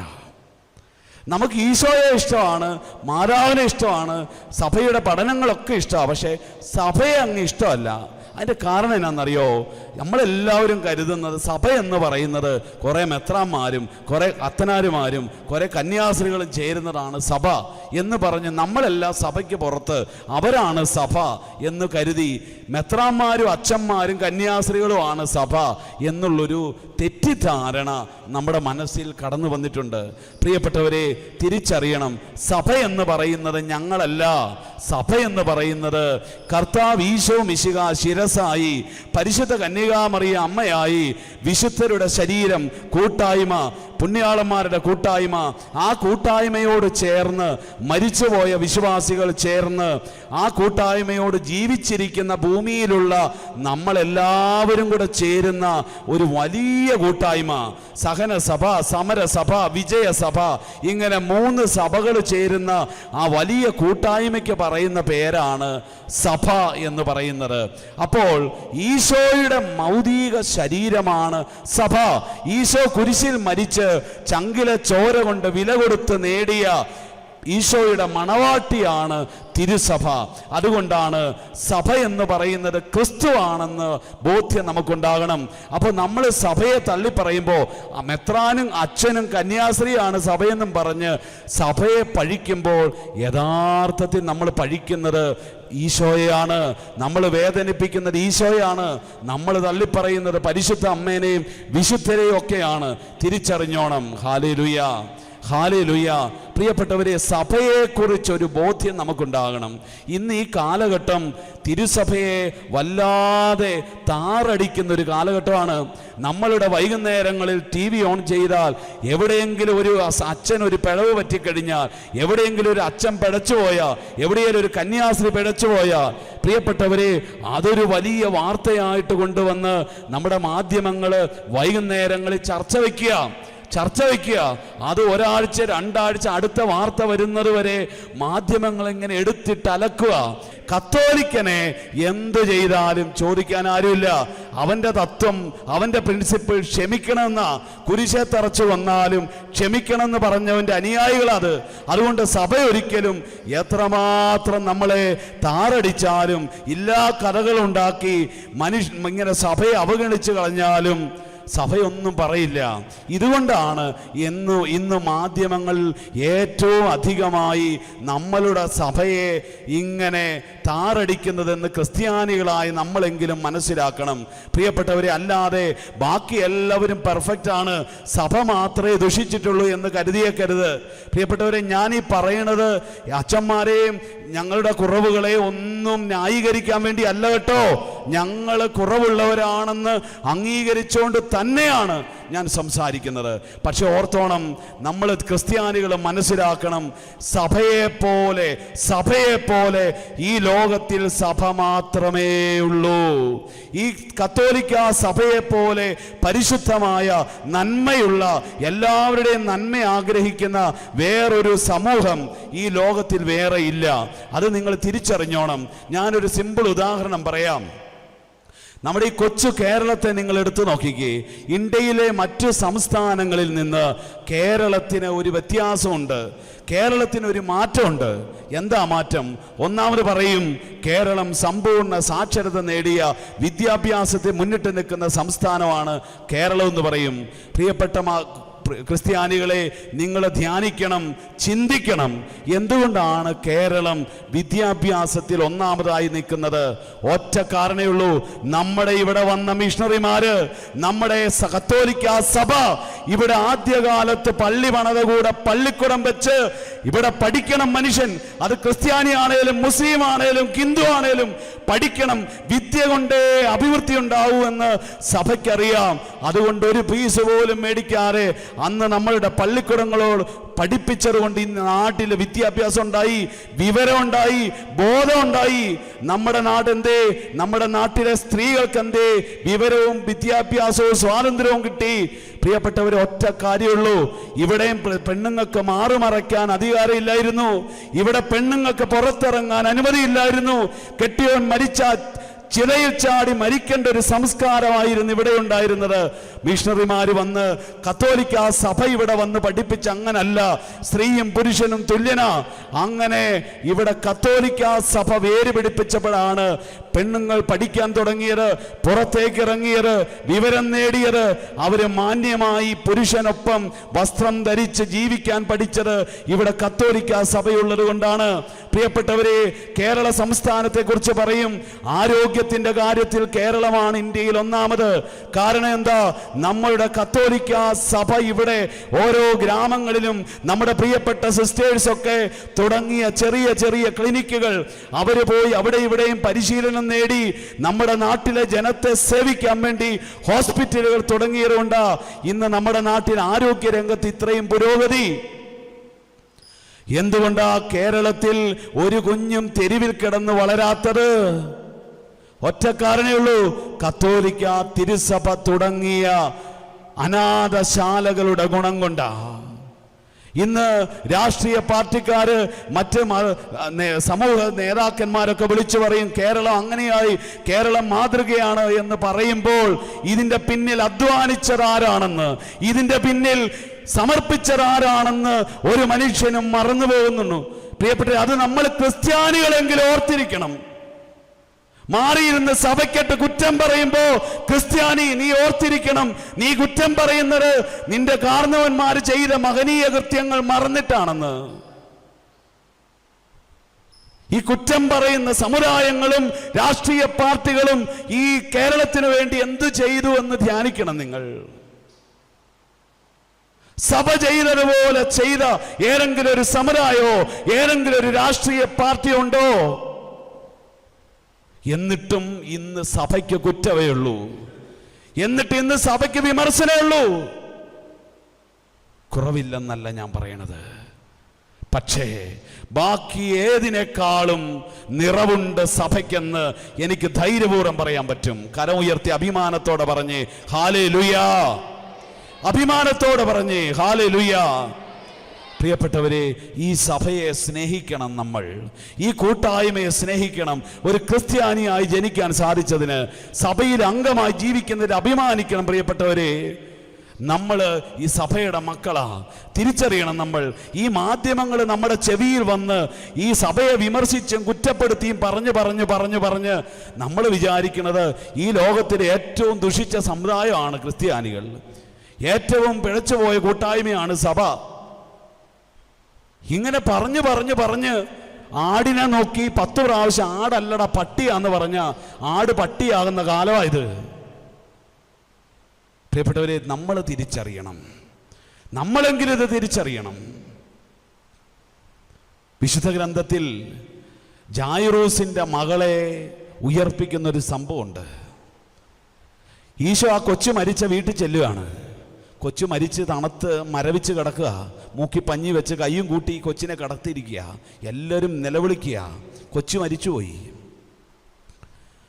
ഈശോ വന്നിട്ട് പറഞ്ഞു, കൊച്ചു മരിച്ചിട്ടില്ല, ഉറങ്ങുവാണ്. പന്തലിരുന്നവരെല്ലാം ചിരിയോട് ചിരി, ഇയാൾക്ക് വട്ടാ. ഈശോ പറഞ്ഞു, ഇല്ല, ഈശോ കൊച്ചു മരിച്ചിട്ടില്ല, ഉറങ്ങുക. ഈശോ ജായിറൂസിനെയും ഭാര്യനെയും കൂട്ടി അകത്തേക്ക് പോയി. കതകടയ്ക്കാൻ പറഞ്ഞു. ഈ വിലാവും പല്ലുകടിയും ഒന്നും കേൾക്കണ്ട, കതകടയ്ക്കാൻ പറഞ്ഞു. കതകടച്ചു, എല്ലാത്തിനും പുറത്താക്കി കതകടച്ചു. ഈശോ ആ കൊച്ചിൻ്റെ അടുത്ത് ചെന്നിട്ട് പറഞ്ഞു, ബാലികയെ എഴുന്നേൽക്കുക. അവൾ എഴുന്നേറ്റു. ഇത് വിശുദ്ധ ഗ്രന്ഥത്തിലെ ഒരു സംഭവമാണ്. പ്രിയപ്പെട്ടവരെ, നിങ്ങളൊന്ന് ധ്യാനിച്ചേ. ആ കുഞ്ഞിനെ ഈ ലോകത്തിലേക്ക് ജീവൻ നൽകി അയച്ചതാരാ? ഈശോ. ആ കുഞ്ഞ് എന്ന് ഈ ലോകത്തിൽ നിന്ന് വേർപെടുമെന്ന് കൃത്യമായിട്ട് അറിയാവുന്ന ആള് ആരാ? ഈശോ. ആ ഈശോയാണ് പറയുന്നത്, ഈ കൊച്ച് മരിച്ചിട്ടില്ല, ഇതിന് ജീവൻ കൊടുത്തത്, ഇതിന് ജന്മം കൊടുത്തത് ഞാനാ, ഇതെന്ന് മരിക്കണമെന്ന് അറിയേണ്ടത് എനിക്കാ. അത് ഈശോയ്ക്കറിയാം, പക്ഷെ ഈ മനുഷ്യർക്കറിയത്തില്ല. അവർക്ക് ഈ കൊച്ചിൻ്റെ അടക്ക് നാളെ ആഘോഷമായിട്ട് നടത്തണം. പന്തലുകാരന് പൈസ കിട്ടും, റീത്തുകാരന് പൈസ കിട്ടും, മൈക്ക് സെറ്റുകാരന് പൈസ കിട്ടും, നാളെ കാപ്പി ഉണ്ടാക്കുന്നവന് പൈസ കിട്ടും. ഇങ്ങനെ മറ്റുള്ളവർക്കെല്ലാം ഈ കൊച്ചു മരിച്ചാൽ ആദായമേ ഉള്ളൂ. പ്രിയപ്പെട്ടവരെ, ഇതുപോലെയാണ് തിരുസഭയാകുന്ന കുഞ്ഞ് മരിച്ചുപോയി എന്നിന്ന് മാധ്യമങ്ങൾ കൊട്ടിഘോഷിക്കുക. പൗരോഹിത്യം അവസാനിച്ചു, സന്യാസം അവസാനിച്ചു, കൂരാശകൾ അവസാനിച്ചു, മാധ്യമങ്ങൾ കൊട്ടിഘോഷിക്കുക. ഈശോ പറയുന്നു, എടാ, ഈ സഭയ്ക്ക് ജന്മം കൊടുത്തത് ആരാ? ഞാനല്ലേ. ഈ കൂരാശ തുടങ്ങിയത് ഞാനല്ലേ. പൗരോഹിത്യം സന്യാസം തുടങ്ങിയത് ഞാനല്ലേ. ഞാൻ വേണ്ട പറയാൻ ഇത് മരിച്ചോ ഇല്ലയോ എന്ന്. ഈ പുറത്തിരിക്കുന്ന പന്തലിരിക്കുന്നവനല്ലല്ലോ പറയേണ്ടത്. ഈ പൗരോഹിത്യം അവസാനിച്ചു, സന്യാസം അവസാനിച്ചു, കൂരാശകൾ അവസാനിച്ചു എന്ന് പറയേണ്ടത്. പ്രിയപ്പെട്ടവരെ, നമ്മളാ ജായിറൂസ്, ക്രിസ്ത്യാനികളാ ജായിറൂസ്. നമ്മൾ ഈ നാട്ടുകാർ പറയുന്ന കേട്ട് സഭ തീർന്ന്, പൗരോഹിത്യം തീർന്ന്, സന്യാസം തീർന്നു, പണ്ടൊക്കെ ഉണ്ടായിരുന്നു, ഇപ്പൊ എല്ലാം പോയി എന്ന് നമ്മൾ വിധി എഴുതി ഈ കൊച്ചിനെ കൊണ്ട് കുഴിച്ചു മൂടിയാൽ നഷ്ടം നമുക്കാ. ഓർത്തു നോക്കിയേ, കൊച്ചു മരിച്ചെന്നും പറഞ്ഞ് ജായിറൂസ് സമ്മതിച്ചിട്ട് ജായിറൂസ് ആ കൊച്ചിനെ കൊണ്ട് വൈകുന്നേരം അടക്കിയിരുന്നെങ്കിൽ എന്ത് സംഭവിച്ചേനെ? അവന്മാര് വൈകുന്നേരം ആകുമ്പോ പന്തലിന്റെ കാശുര, മൈക്ക് സെറ്റിന്റെ കാശുര, റീത്തിന്റെ കാശുര, കാശും മേടിച്ച് വീട്ടിൽ പോവും. ജായിറൂസ് തനിച്ചാകും. ക്രിസ്ത്യാനി തിരിച്ചറിയണം, ക്രിസ്ത്യാനി തിരിച്ചറിയണം. സഭ മോശമാണെന്ന് പറഞ്ഞ്, സഭ തീർന്നു എന്ന് പറഞ്ഞ് വലിയ കൊട്ടിഘോഷിക്കുന്ന ആളുകളോട് ചേർന്ന് ക്രിസ്ത്യാനി നീ ചിന്തിക്കാൻ തുടങ്ങിയാൽ നഷ്ടം നിനക്ക് തന്നെയാ. അവൻ ഇതിൽ നിന്ന് ലാഭം കണ്ടിട്ട് വരുന്നവനാ. അവൻ ഈ സഭ നശിക്കുന്നത് കണ്ടിട്ട്, ഈ പൗരോഹിത്യത്തെ കുഴിച്ചു മൂടിയിട്ട്, സന്യാസത്തെ കുഴിച്ചു മൂടിയിട്ട്, കൂരാശയെ കുഴിച്ചു മൂടിയിട്ട് ആദായം കൊയ്യാൻ നിൽക്കുന്നവനാ. ക്രിസ്ത്യാനി ജായിറൂസേ, നീ തിരിച്ചറിയണം. നമ്മുടെ ചുറ്റും അപകടമുണ്ട്. കർത്താവ് പറഞ്ഞില്ലേ, ഈ ലോകത്തിൻ്റെ മക്കൾ പ്രകാശത്തിൻ്റെ മക്കളെക്കാൾ സൂത്രശാലികളാണ്. കർത്താവ് ഈശോ മിശിഹ പറഞ്ഞൊരു വചനം നിങ്ങളും നിങ്ങളുടെ മക്കളും ഓർത്തിരുന്നോണം. ഈ ലോകത്തിൻ്റെ മക്കൾ പ്രകാശത്തിൻ്റെ മക്കളെക്കാൾ ബുദ്ധിശാലികളാണ്. കരമുയർത്തി ഹല്ലേലൂയ, ഹല്ലേലൂയ. മക്കളെ തിരിച്ചറിഞ്ഞോണം, യുവജനങ്ങളെ തിരിച്ചറിഞ്ഞോണം. നിങ്ങളോട് കൂട്ടുചേരുന്ന ഈ ലോകത്തിലെ മറ്റു മക്കൾ പ്രകാശത്തിൻ്റെ മക്കളെക്കാൾ സൂത്രശാലികളാണ്. നിങ്ങളുടെ ദിവസങ്ങൾ കഴിയുമ്പോഴേ തിരിച്ചറിയൂ, നാളുകൾ കഴിഞ്ഞ് തിരിച്ചറിയൂ. ഇഷ്ടം പോലെ സ്നേഹം നടിച്ച് പ്രാണൻ കൊടുക്കാന്ന് പറഞ്ഞ് കൂടെ കൂട്ടി അവസാനം പിച്ചിച്ചീന്തി അന്യ രാജ്യങ്ങളിൽ അടിമയായി ജീവിക്കണ പെൺകുഞ്ഞുങ്ങളുള്ള നാടായത്. ഈ ലോകത്തിന്റെ മക്കൾ പിടിച്ചോണ്ടുപോയി, അവരുടെ സൂത്രത്തിൽ വീണുപോയി.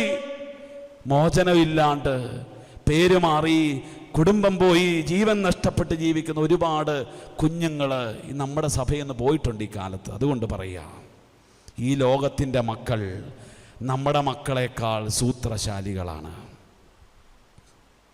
പ്രിയപ്പെട്ടവരെ, കൂട്ടായ്മ ഓർക്കണം, സഭയുടെ വില മനസ്സിലാക്കിക്കോണം. ഈ സഭയിൽ ജനിക്കാൻ പറ്റിയതിൻ്റെ മഹത്വം ഓർത്തോണം. ഇതിൽ ജനിച്ച് ജീവിച്ച് മരിക്കും എന്ന് പ്രതിജ്ഞ എടുത്തോണം. അത്രയും ഭാഗ്യം വേറൊന്നുമില്ല പ്രിയപ്പെട്ടവരെ, അതൊരു ഭാഗ്യമാണ്. പ്രിയപ്പെട്ടവരെ, ഈ കൂട്ടായ്മയെ സ്നേഹിച്ചേ നിങ്ങൾ, സഭയൊന്ന് വില മനസ്സിലാക്കിക്കേ നിങ്ങൾ. ഈ കൂട്ടായ്മ ഇല്ലാണ്ടാകുമ്പോഴാണ് അതിൻ്റെ വില തിരിച്ചറിയുന്നത്. വീണ്ടും പ്രിയപ്പെട്ടവരെ, നമ്മുടെ ഈ കൂട്ടായ്മയെ നമ്മൾ സ്നേഹിക്കണം, നമ്മുടെ സമുദായത്തെ നമ്മൾ സ്നേഹിക്കണം, നമ്മുടെ ഇടവകരവാലയത്തെ സ്നേഹിക്കണം,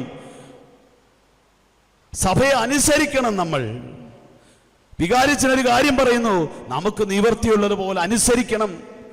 ഇതിന് നമുക്ക് നല്ല മാതൃക ആരാന്നറിയോ? പരിശുദ്ധ അമ്മയാണ്. ഞാനൊരു ഉദാഹരണം പറയാം. പരിശുദ്ധ കന്യകാമറിയം തിരുസഭയുടെ ഏറ്റവും അനുസരണമുള്ള പുത്രിയാണ്. മാതാവ്, നമുക്കറിയാം, മാതാവ് സ്വർഗത്തിൽ ഈശോ കഴിഞ്ഞാൽ ഏറ്റവും വലിയ ആളാണ് മാതാവ്. പക്ഷേ ഈ പരിശുദ്ധ കന്യകാമറിയം സഭയെ ഇന്നും അനുസരിച്ചുകൊണ്ടാണ് ജീവിക്കുന്നത്. മാതാവ് അനുസരിക്കുന്നത് മാതാവിന് കഴിവില്ലാഞ്ഞിട്ടോ അധികാരമില്ലാഞ്ഞിട്ടോ അല്ല, മറിച്ച് മാതാവ് തിരുസഭയെ അനുസരിക്കാനുള്ള കാരണം അമ്മയ്ക്കറിയാം, അമ്മ മാതൃക കാട്ടിയാലേ മക്കൾ കണ്ടുപഠിക്കൂ. അതുകൊണ്ട് അമ്മ ഒരു മാതൃക കാട്ടുന്നുണ്ട്, അനുസരണത്തിൻ്റെ മാതൃക. ഞാനത് പറഞ്ഞു തരാം. പരിശുദ്ധ അമ്മ പ്രത്യക്ഷപ്പെട്ട സ്ഥലങ്ങളെക്കുറിച്ച് നിങ്ങൾ ധ്യാനിച്ചോണം. ലൂർദിലോ ഫാത്തിമയിലോ ഗാദലുപ്പയുടെ ചരിത്രമോ ഇങ്ങേയറ്റം വേളാങ്കണ്ണിയുടെ ചരിത്രം വരെ നിങ്ങൾ ധ്യാനിച്ചു. മാതാവ് പ്രത്യക്ഷപ്പെടുന്നത് എപ്പോഴും ആ ഗ്രാമത്തിലെ ഒരു കൊച്ചിനായിരിക്കും, അല്ലെങ്കിൽ ഒരു ആദിവാസിക്കായിരിക്കും. ഏറ്റവും ബലഹീനനാണ് പ്രത്യക്ഷപ്പെടുകയുള്ളൂ. എന്നിട്ട് ഈ കൊച്ചിനോട് പറയും, കൊച്ചെ നീ പോയി സ്ഥലത്തെ വികാരിച്ചനോട് പറയണം ഇവിടെ എൻ്റെ നാമത്തിൽ ഒരു പള്ളി പണിയണമെന്നാണ്. ഈ കൊച്ചി എന്ന് പറയും. വികാരിച്ചൻ വടിയായിട്ട് ഓടിക്കും. പൊട്ടത്തരം പറയാൻ വേണ്ടി ഓരോ കാഴ്ചയും കണ്ട് ദർശനക്കാർ കുറേ എണ്ണം വന്നിരിക്കുക എന്നും പറഞ്ഞ് കൊച്ചിനെ ഓടിക്കും.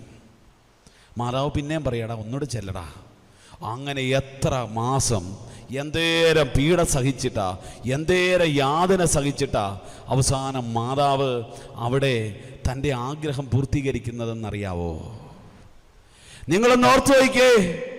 പരിശുദ്ധ കന്യകാമറിയം, സകല കൃപയും നിറഞ്ഞ മറിയം, പരമപരിശുദ്ധയായ കന്യകാമറിയം, ദുർബലനായ പാപിയായ ബലഹീനനായ ഒരു അച്ഛൻ്റെ മുമ്പിൽ യാചിച്ച് നിൽക്കുക. അതൊരിടത്തല്ല, എല്ലായിടത്തും. എവിടെയൊക്കെയോ കന്യാമറിയം പ്രത്യക്ഷപ്പെട്ടിട്ടുണ്ടോ അവിടെയെല്ലാം കന്യകാമറിയം സഭയുടെ അധികാരിക്ക് മുമ്പിൽ വിധേയപ്പെട്ടു നിൽക്കുക. തന്നേക്കാൾ ബലഹീനനായ ഒരു അച്ഛൻ്റെ ക്വാളിറ്റി നിങ്ങളൊന്ന് ഓർത്തു വയ്ക്കേ. പരിശുദ്ധ കന്യകാമറിയുമായി തുലനം ചെയ്യുമ്പോൾ അച്ഛൻ എന്ത് യോഗ്യതയുള്ളേ? ഒരു യോഗ്യതയില്ല. എന്നിട്ട് ഈ സ്വർഗത്തിൻ്റെ അമ്മ ഈ അച്ഛൻ്റെ മുമ്പിൽ, പാവിയായി അച്ഛൻ്റെ മുമ്പിൽ നിൽക്കുക, കരം കൂപ്പി അനുമതിക്ക് വേണ്ടി ഒരു പള്ളി പണിയാൻ. ഇതാ പരിശുദ്ധ കന്യകാമറിയം കാണിച്ചു തരുന്ന മാതൃക. എന്തിനാ ഇങ്ങനെ കാണിച്ചു തന്ന അമ്മ? എന്തിനാ ഇന്നും ഇങ്ങനെ കാണിച്ചു തരുന്നത് അമ്മ? ഒറ്റ കാര്യമുള്ളൂ, നമ്മൾ മക്കള് ഈ സഭയെ ഇതുപോലെ അനുസരിച്ച് നിൽക്കണം. പ്രിയപ്പെട്ടവരെ, നിങ്ങളെക്കാളും വിശുദ്ധി കുറഞ്ഞ അച്ഛനായിരിക്കും, നിങ്ങളെക്കാളും അറിവ് കുറഞ്ഞ ഒരു അച്ഛനായിരിക്കും, നിങ്ങളെക്കാളും കഴിവ് കുറഞ്ഞൊരച്ഛനായിരിക്കും നിങ്ങളുടേത്. എന്നാലും നിങ്ങൾ ആ വൈദികനെ അനുസരിക്കണമെന്ന് നമ്മളെ പഠിപ്പിക്കാൻ വേണ്ടിയാണ് പരിശുദ്ധ കന്യകാമറിയം നമുക്കിതുപോലൊരു മാതൃക തരുന്നത്. കരമുയർത്തി ഹല്ലേലൂയ, ഹല്ലേലൂയ. പ്രിയപ്പെട്ടവരെ, നിങ്ങളെക്കാൾ അറിവ് കുറവായിരിക്കും ഞങ്ങൾക്ക്, നിങ്ങളെക്കാളും വിശുദ്ധി കുറവാണ് ഞങ്ങൾക്ക്, നിങ്ങളെക്കാളും പാണ്ഡിത്യം കുറവാണ് ഞങ്ങൾക്ക്. പക്ഷേ പൗരോഹിത്യം എന്നുള്ള ക്രിസ്തു തന്ന കൃപയ്ക്ക് ഇതിനെയെല്ലാം അതിലംഘിക്കുന്ന ഒരു മഹത്വം ഉണ്ടെന്ന് മാനവകുലത്തെ പഠിപ്പിക്കാൻ വേണ്ടിയാണ് സ്വർഗത്തിൻ്റെ കന്യക ഇപ്രകാരം ഒരു വൈദികൻ്റെ മുമ്പിൽ കാലങ്ങളോളം കാത്തിരിക്കുന്നത്, ഒരനുമതിക്ക് വേണ്ടി. പ്രിയപ്പെട്ടവരെ, ഞാൻ പറയുക, ന്യായീകരിക്കുന്നതല്ല കേട്ടോ. നിങ്ങളൊക്കെ ചിലപ്പോൾ അച്ഛന്മാരുടെ അടുത്ത് ചെല്ലുമ്പോൾ വഴക്ക് പറഞ്ഞിട്ടുണ്ടാവും, പിന്നെ വാന്നും പറഞ്ഞ് ഓടിച്ചിട്ടുണ്ടാവും, കാലതാമസങ്ങൾ വരുത്തിയിട്ടുണ്ടാവും. അപ്പോഴൊക്കെ ഓർത്തോണം, നിങ്ങൾ പൊട്ടിത്തെറിക്കരുത്, നിങ്ങൾ സങ്കടപ്പെടരുത്. ആ വൈദികന് വേണ്ടി പ്രാർത്ഥിക്കുക, ഒപ്പം അമ്മയോട് പറയുക. അമ്മ പറയും, മോനെ സാരമില്ലടാ, മകളെ സാരമില്ല, ഞാൻ അങ്ങനെയൊക്കെ നിൽക്കുന്നവളല്ലേ, എൻ്റെ മക്കൾ അങ്ങനെ നിന്ന് പഠിച്ചേ, ക്ഷമിച്ചേ, പൊരുത്തപ്പെട്ടേ, സ്നേഹിച്ചേ. ഇതാണ് സ്വർഗത്തിൻ്റെ കന്യക പറയുന്നത്. അനുസരിക്കുന്ന മക്കളാകണം നമ്മൾ, കൂട്ടായ്മയെ സ്നേഹിക്കുന്നവരാകണം നമ്മൾ. നമ്മൾ നമ്മുടെ സമൂഹത്തെ, സമുദായത്തെ സ്നേഹിക്കണം. ഒരു ക്രിസ്ത്യാനിയെ സ്നേഹിക്കണം. ആദിമ ക്രിസ്ത്യാനികളെ കണ്ടുപഠിച്ചിരുന്നത് അങ്ങനെയല്ലേ? അവരുടെ സ്നേഹം കണ്ടിട്ടാണ് ക്രിസ്ത്യാനിയാണെന്ന് തിരിച്ചറിയുന്നത്. രണ്ടുപേര് പോകുമ്പോൾ, രണ്ടുപേരുടെ സ്നേഹം കാണുമ്പോൾ അവർ പറയും, ദേ പോണം ക്രിസ്ത്യാനിയാ കേട്ടോ. അങ്ങനെ ഒരു കാലമായിരുന്നു സഭയുടേത്. പ്രിയപ്പെട്ടവരെ, നമ്മൾ ആ സ്നേഹം മനസ്സിലാക്കണം. ഒരു ക്രിസ്ത്യാനിയെ ചതിക്കരുത്. ഒരു ക്രിസ്ത്യാനിയെ നശിപ്പിക്കരുത്. നമ്മുടെ സമുദായത്തോളം സമുദായ സ്നേഹമില്ലാത്ത ആളുകളില്ലെന്ന് എനിക്ക് തോന്നുന്നേ. തിരിച്ചറിയണം നമ്മൾ. ക്രിസ്ത്യാനി നമ്മളുടെ അപകടം നമ്മൾ തിരിച്ചറിയണം, സ്നേഹിച്ചു തുടങ്ങണം. എനിക്ക് ഇടവക വന്നപ്പോൾ ഒത്തിരി സന്തോഷം തോന്നിയൊരു കാര്യമുണ്ട്. ഇവിടെ 2 പാത്രങ്ങൾ ഇങ്ങനെ വെച്ചിട്ടുണ്ട്. നേർച്ചപ്പെട്ടിയിൽ ഒരു എഴുത്തെഴുതി വെച്ചിട്ടുണ്ട്, ഈ ഇടവകയിലെ കുടുംബങ്ങൾക്ക് വേണ്ടി, ഭവന നിർമ്മാണത്തിന് വേണ്ടി എൻ്റെ സഹായം, നോമ്പ് കാലത്തെ എൻ്റെ സമ്മാനം എന്ന് പറഞ്ഞ്. പ്രിയപ്പെട്ടവരെ, ഇത് നമ്മളുടെ കടമയാണ്. തിരിച്ചറിയണം നമ്മൾ. ഒരു ക്രിസ്ത്യാനിക്ക് ഒരു വീട് വെക്കാൻ വേണ്ടി എൻ്റെ കയ്യിൽ ഒരു ഓട് മേടിക്കാനേ കാശുള്ളൂ, 100 രൂപയേ ഉള്ളൂ. കൊടുക്കണം നീ, നിന്റെ കടമയത്. നിനക്ക് 10,000 രൂപ കൊടുക്കാൻ പറ്റും, അത്രയുള്ള ഒരാളാണ്, കൊടുക്കണം നീ. അത് നിന്റെ കൂട്ടായ്മയ്ക്ക് വേണ്ടി നീ ചെയ്യേണ്ട ഔദാര്യ. കാരണം ഈ സമൃദ്ധി നിനക്ക് കിട്ടിയത് ഈ ഇടയൻ്റെ കയ്യിൽ നിന്നാണ്. അതുകൊണ്ട് അത് പങ്കുവയ്ക്കാൻ ഉള്ള വലിയൊരു കടപ്പാട് കർത്താവ് നിനക്ക് തരുന്നുണ്ട്. സമുദായത്തെ സ്നേഹിച്ചു പഠിക്കണം നമ്മൾ. കരമുയർത്തി പറഞ്ഞേ ഹല്ലേലൂയ, ഹല്ലേലൂയ, ഹല്ലേലൂയ. പ്രിയപ്പെട്ടവരെ, ഞാൻ അതിശയിച്ചു പോയിട്ടുണ്ട് കേട്ടോ. ഞങ്ങൾ ഈ ആലപ്പുഴ ജില്ലയിൽ ആ ഫൊറോന രൂപതയുടെ എല്ലാ പള്ളികളും, ആലപ്പുഴ അതിരൂപതയുടെ എല്ലാ പള്ളികളിലും ഞങ്ങൾ 2 കൊല്ലം കൊണ്ട് ധ്യാനിപ്പിച്ചായിരുന്നു, എല്ലാ പള്ളികളും. പ്രിയപ്പെട്ടവർ, അവിടെ കണ്ട് അതിശയിച്ചൊരു കാഴ്ചയുണ്ടല്ലോ, കൂട്ടായ്മയാണ്. അവരുടെ കൂട്ടായ്മ നമ്മൾ കണ്ടുപിടിക്കണം. ഈ തീരപ്രദേശത്തെ മക്കളുടെ കൂട്ടായ്മ, അവരുടെ കാരുണ്യമൊക്കെ കണ്ടുപിടിക്കണം. പ്രിയപ്പെട്ടവരെ, ഈ കടലോരത്തെ മക്കൾക്ക് എന്തേരം ഈ സത്യം ഉണ്ടെന്നറിയാവോ? ഇവർ രാത്രിയിൽ പോയി മീൻ പിടിച്ചുകൊണ്ട് വെളുക്കപ്പാടെ വരുമ്പോൾ ഈ വള്ളത്തെ നീങ്ങി വല ഇങ്ങനെ വലിച്ചു കയറ്റുന്ന ഒരു പരിപാടിയുണ്ട്. അത് കുറേ നേരം എടുക്കും ഈ വല അകത്തേക്ക് കയറി വരാൻ, ഈ കരയിൽ കയറി വരാൻ. ഈ കരയിൽ കയറി വരുന്ന സമയത്തുണ്ടല്ലോ, ഇവർ വിളിച്ചു കൂവും. ഈ വള്ളം വന്നു കഴിയുമ്പോൾ വിളിച്ചു കൂവും. അന്നേരം ഈ കരയിലുള്ള പ്രായം ചെന്ന ആളുകൾ, അതായത് പണ്ട് മീൻ പിടിക്കാനൊക്കെ പോയവരാ, ഇപ്പം പറ്റിയല്ല, ഏറ്റു നിൽക്കാൻ പറ്റൂരില്ല, അങ്ങനെയുള്ളവർ, കെട്ടിയോന്മാർ മരിച്ച വിധവകൾ, ഇങ്ങനെയൊക്കെ ആളുകളുണ്ട്. ഇതുങ്ങൾ ചെന്നിട്ട് ഈ വലയുടെ അറ്റത്ത് വലിയ നീളത്തിൽ ഇങ്ങനെ ഈ കയറിട്ടിരിക്കും. ഈ കയറെ പിടിക്കും. വലിക്കാനൊന്നും ഊരില്ല, ചുമ്മാ പിടിച്ചാൽ മതി. പിടിച്ച് അവസാനം ഇത് ഒരു 1/2-3/4 മണിക്കൂർ കൊണ്ട് കരയിൽ കയറും. മീൻ മുഴുവൻ കരയിൽ കയറുന്ന സമയത്തുണ്ടല്ലോ, ഈ കയറി ചുമ്മാ പിടിച്ചതേ ഉള്ളൂ.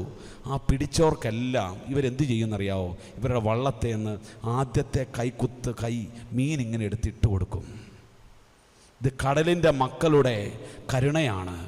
മീൻ പിടിക്കാൻ പോകാൻ പറ്റാത്ത കിഴവന്, ആരോരുമില്ലാത്ത വിധവയ്ക്ക്, അനാഥന് കടലിൻ്റെ മക്കൾ കൊടുക്കുന്ന കരുണയാണ്. അവർ പറയും, അച്ഛാ, ഞങ്ങൾ മീൻ പിടിക്കാൻ പോയപ്പോ ഈ മീൻ തന്നതാരാ? കടലമ്മ തന്നതല്ലേ, ഞങ്ങളുടെ കഴിവല്ല. അതുകൊണ്ട് കഴിവുകെട്ട മക്കൾ കരയിൽ ഞങ്ങളുടെ കൂടപ്പിറപ്പുകളുണ്ട്, അവർക്ക് കൊടുക്കണം ഞങ്ങൾ. ഇത് കൊടുത്താലേ നാളെ ഞങ്ങൾ ചെല്ലുമ്പോൾ കടലമ്മ ഞങ്ങൾക്ക് തരൂ. ഞാൻ ചോദിച്ചിട്ടുണ്ട്, എന്തിനാ ഈ അറ്റത്ത് പിടിക്കുന്നവനെല്ലാം തട്ടിപ്പാണെന്ന് തോന്നും നമുക്ക്. ഓടി വന്ന് ചുമ്മാ കയറെ പിടിച്ചിട്ട് 2-3 കിലോ മീനുമായിട്ട് അവൻ പോവുക. പ്രിയപ്പെട്ടവരെ, ഇതാണ് കൂട്ടായ്മ, വർഗബോധം, സമുദായ സ്നേഹം എന്ന് പറയുന്നത്. ഇത് ക്രിസ്ത്യാനി നമ്മൾ പഠിക്കണം. ഏറ്റവും കൂടുതൽ സീറോ മലബാർ ക്രിസ്ത്യാനികൾ പഠിക്കേണ്ട ഒരു കാര്യം അത്. ഞാൻ അടക്കമുള്ള സീറോ മലബാർ ക്രിസ്ത്യാനികൾ, പാരമ്പര്യ ക്രിസ്ത്യാനികൾ പഠിക്കേണ്ട ഒരു വലിയ കാരുണ്യമാണ്. കർത്താവിൻ്റെ കൃപ നോക്കിയേ നമ്മൾ പങ്കുവയ്ക്കാൻ പഠിക്കണം. ഹല്ലേലൂയ, ഹല്ലേലൂയ, ഹല്ലേലൂയ. പ്രിയപ്പെട്ടവരെ, നമ്മുടെ ഹൃദയങ്ങളൊന്ന് വിശാലമാകട്ടെ. ഈശോ പറഞ്ഞില്ലേ, നിങ്ങൾ നിറച്ചളന്ന് കൊടുക്കുവിൻ, അവൻ നിങ്ങളുടെ മടിയിലും അമർത്തി കുലുക്കിയിട്ട് തരും. കർത്താവിൻ്റെ വചനത്തെ നിങ്ങൾ വിശ്വസിക്കുന്നുണ്ടെങ്കിൽ ഇതും വിശ്വസിക്കണം.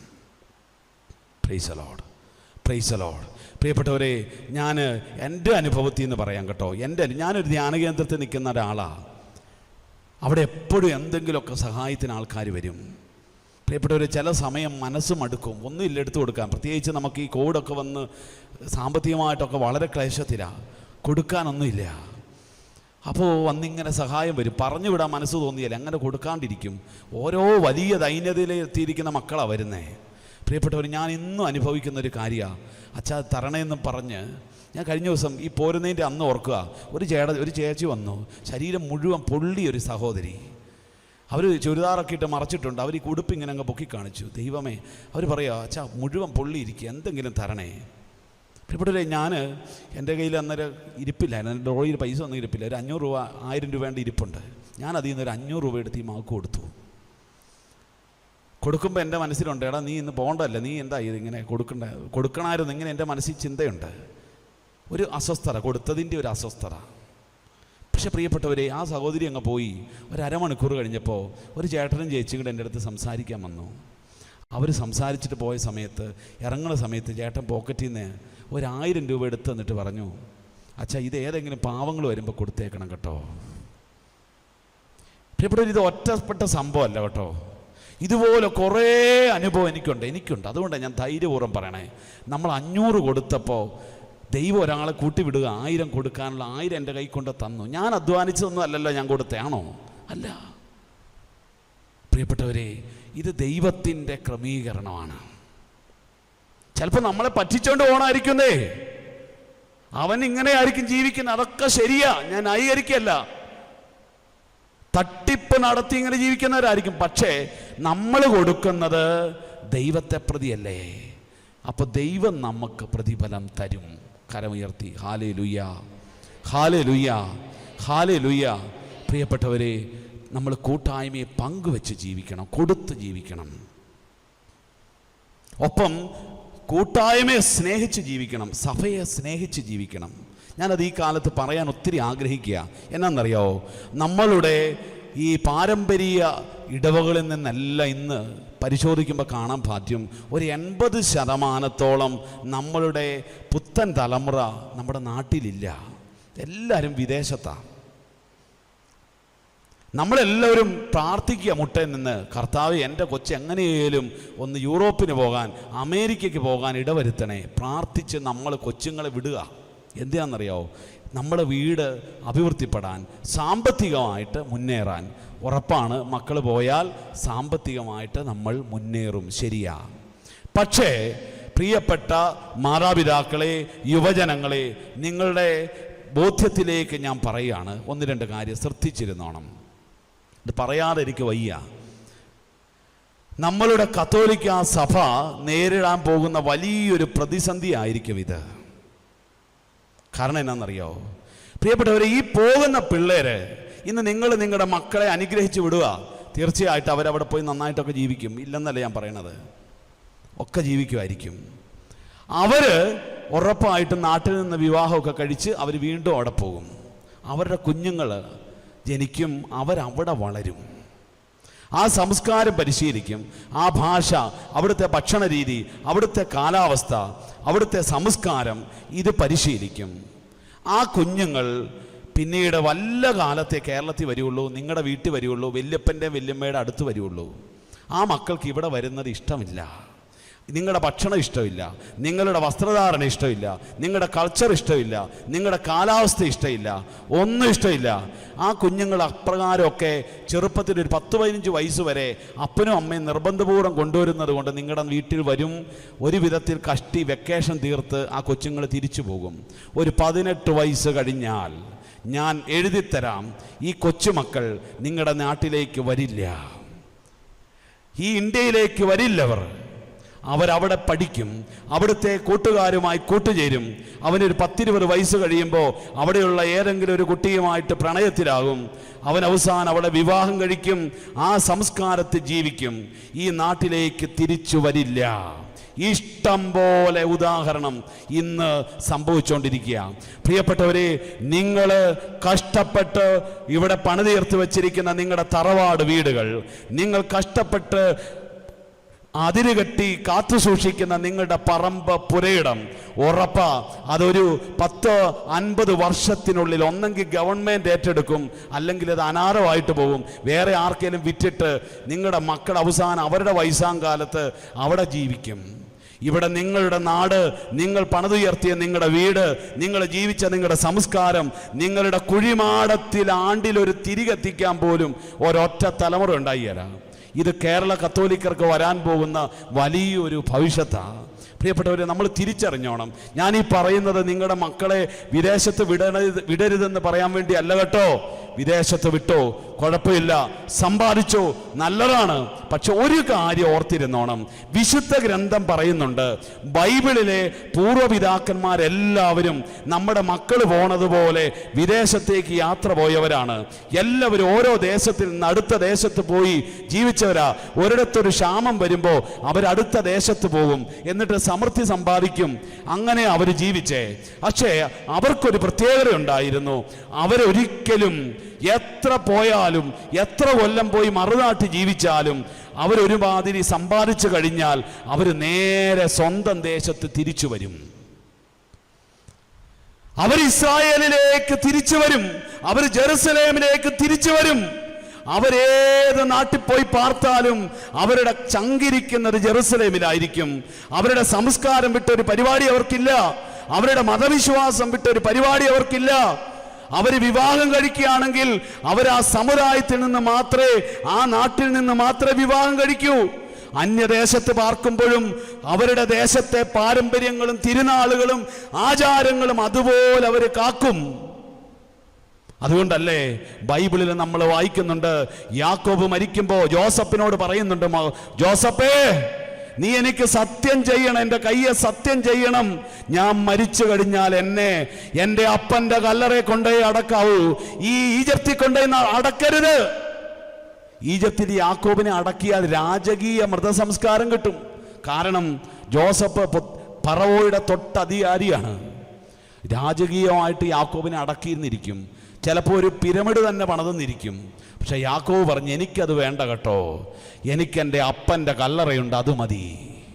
പ്രിയപ്പെട്ടവരെ, നമ്മുടെ മക്കൾ പോകണം, സമ്പാദിക്കണം. ജീവിക്കാനൊക്കെ ആയിക്കഴിഞ്ഞാൽ ആർത്തി പിടിച്ച് അവിടെ നിൽക്കരുത്, അവിടെ നിന്ന് തിരിച്ചു പോരണം. നമ്മുടെ നാട്ടിൽ അത് നിക്ഷേപിക്കണം, നമ്മുടെ സംസ്കാരത്തിൽ അത് ഇടണം, ഇവിടെ വളരണം. ഇതാണ് ദൈവം ആഗ്രഹിക്കുന്നത്. പ്രിയപ്പെട്ടവരെ, ദൈവം എന്തുകൊണ്ടാ നിങ്ങളെ ഈ കരിമണ്ണൂര് ജനിപ്പിച്ചെന്നറിയാവോ? എന്തുകൊണ്ടാ നിങ്ങളെ പാലായി സൃഷ്ടിക്കാതെ കരിമണ്ണൂര് ജനിപ്പിച്ചതെന്നറിയാവോ? ഈ കരിമണ്ണൂരിൽ ജീവിച്ച് ഈ കരിമണ്ണൂരിനെ അഭിവൃദ്ധിപ്പെടുത്താൻ വേണ്ടിയിട്ടാ ദൈവം നിങ്ങളെ കരിമണ്ണൂര് ജനിപ്പിച്ചത്. അല്ല നിങ്ങളെ അമേരിക്കയിലോ അല്ലെ നിങ്ങൾ ഓസ്ട്രേലിയയിലോ ഒക്കെ ജനിപ്പിച്ചേനെ. അവിടെ ജീവിച്ച് അവിടെ മരിച്ച് അവിടെ വളർത്താൻ വേണ്ടി ആയിരുന്നെങ്കിൽ ദൈവം നിങ്ങളെ അവിടെ സൃഷ്ടിച്ചേനെ. ഇവിടെ സൃഷ്ടിച്ചതിൻ്റെ ലക്ഷ്യം ഇവിടെ ജീവിക്കാൻ വേണ്ടിയാ. മക്കളെ സന്തോഷത്തോടെ അനുഗ്രഹിച്ച് അയക്കുമ്പോൾ പറയണം കേട്ടോ, മക്കളെ അവിടെ പോയി ജീവിച്ചോ, സമ്പാദിച്ചോ, പക്ഷെ ഇവിടെ തിരിച്ചു വരണം, ഇവിടെ ജീവിക്കണം. ഇതാ നമ്മുടെ മണ്ണ്, നമ്മുടെ കാർന്നവന്മാരുടെ മണ്ണ്, നമ്മുടെ കല്ലറ എവിടെയാ, അവിടെ മരിച്ചടക്കപ്പെടണം. പ്രിയപ്പെട്ടവരെ, കുറിച്ചിടുക. ഈ കാലഘട്ടത്തിൽ ഇത് പറയണം, പറയാതിരിക്കാൻ പറ്റില്ല. അതുകൊണ്ടാണ് പറയണേ, എവിടെ പോയാലും ഈ ദേശം മറക്കരുത്. ഹല്ലേലൂയ, ഹല്ലേലൂയ, ഹല്ലേലൂയ. പ്രിയപ്പെട്ടവരെ, ദൈവം നമ്മളെ നയിക്കുന്ന വടിയാണ് കൂട്ടായ്മ. ഈ കൂട്ടായ്മയാകുന്ന വടിയോട് ചേർന്ന് നിന്നാലേ അനുഗ്രഹമുള്ളൂ. സമയം അതിക്രമിക്കുക. രണ്ടാമത്തെ കർത്താവിൻ്റെ ഈ കൃപയുടെ രണ്ടാമത്തെ മേഖല എന്താണെന്നറിയോ? അതിതാണ്, ഇടയൻ തൻ്റെ ആടുകളെ നയിക്കുന്നത്. ക്രിസ്തുവാകുന്ന ഇടയൻ നമ്മെ നയിക്കുന്നത്, രണ്ടാമത്തെ മാധ്യമം നമ്മളെ സംരക്ഷിക്കുന്നത്, വളർത്തുന്നത് സ്വന്തം ശരീരവും രക്തവും തന്നുകൊണ്ടാണ്. സ്വന്തം ശരീരവും രക്തവും തന്നുകൊണ്ടാണ്. വിശുദ്ധ കുർബാന ഭക്ഷിച്ചു വേണം നമ്മൾ വളരാൻ. നിങ്ങൾ നിങ്ങളുടെ മക്കളോട് പറയണം, മക്കളെ, ജീവൻ ഉണ്ടാകണമെങ്കിൽ, അത് സമൃദ്ധമായിട്ടുണ്ടാകണമെങ്കിൽ നമ്മൾ അവൻ്റെ ശരീരം ഭക്ഷിക്കുകയും അവൻ്റെ രക്തം പാനം ചെയ്യുകയും ചെയ്യണം. ഇത് ചെയ്യാത്തവന് ജീവനില്ല, അവന് സമൃദ്ധമായ ജീവനില്ല. തിരിച്ചറിഞ്ഞോ? സഭയോട് ചേർന്ന്, ഇടവകയോട് ചേർന്ന്, കൂരാശിയോട് ചേർന്ന് ജീവിക്കുന്ന ഒരു കൊച്ചിനെയും, ഇതൊന്നുമില്ലാണ്ട് ഫ്രീക്കനായിട്ട് നടക്കുന്ന വേറൊരു കൊച്ചിനെ നിങ്ങൾ നോക്കിക്കോ. അവൻ്റെ മുഖത്ത് എഴുതി വെച്ചിട്ടുണ്ട്, അവന് ജീവനില്ലെന്ന്, അവൻ മൃതനാണെന്ന്, അവൻ അസ്വസ്ഥനാണെന്ന്, അവൻ്റെ മുഖത്തെഴുതി വച്ചിട്ടുണ്ട്. ക്രിസ്ത്യാനി, ഇന്ന് നീ തകർന്നിരിക്കുന്നുണ്ടെങ്കിൽ, ഇന്ന് നിനക്ക് ജീവനില്ലെങ്കിൽ, ഇന്ന് നിനക്ക് സമാധാനം ഇല്ലെങ്കിൽ, ഇന്ന് നിന്നിൽ സമൃദ്ധി ഉണ്ടാകുന്നില്ലെങ്കിൽ, കാരണം നീ അവനെ ഭക്ഷിക്കുന്നില്ല, അവനെ പാനം ചെയ്യുന്നില്ല എന്നതാണ്. നിന്റെ കുറവുകൾ മുഴുവൻ പരിഹരിക്കാൻ ക്രിസ്തു തരുന്ന ഭോജ്യമാണ് അവൻ്റെ ശരീരം. ഞാൻ നിങ്ങൾക്ക് കത്തോലിക്ക സഭയിലെ ഒരു വിശുദ്ധനെ പരിചയപ്പെടുത്താം. അയർലൻഡുകാരനാണ് ഈ വിശുദ്ധൻ. ഈ അടുത്ത കാലത്താണ് അദ്ദേഹത്തെ വിശുദ്ധ പദവിയിലേക്ക് ഉയർത്തിയത്. സഭ അദ്ദേഹത്തിന് കൊടുത്തിരിക്കുന്ന ഉത്തരവാദിത്തം കത്തോലിക്ക സഭയിലെ മദ്യപാനികളുടെ മധ്യസ്ഥനായിട്ടാണ് അദ്ദേഹത്തെ സഭ ഉയർത്തിയിരിക്കുന്നത്. കുടിയന്മാരുടെ മധ്യസ്ഥൻ ആരാന്നറിയാവോ? അദ്ദേഹത്തിൻ്റെ പേര് മാറ്റ് ടാൽബോത്ത് എന്നാണ്. മാറ്റ് ടാൽബോത്ത്. നിങ്ങളുടെ മക്കളൊക്കെ അയർലൻഡിലുണ്ടെങ്കിൽ അവരോട് ചുമ്മാ പറയണം, എടാ മാറ്റ് ടാൽബോത്ത് എന്നൊരു പുണ്യാളൻ്റെ പള്ളി എവിടെയുണ്ടോ എന്ന് ചോദിച്ചോണം.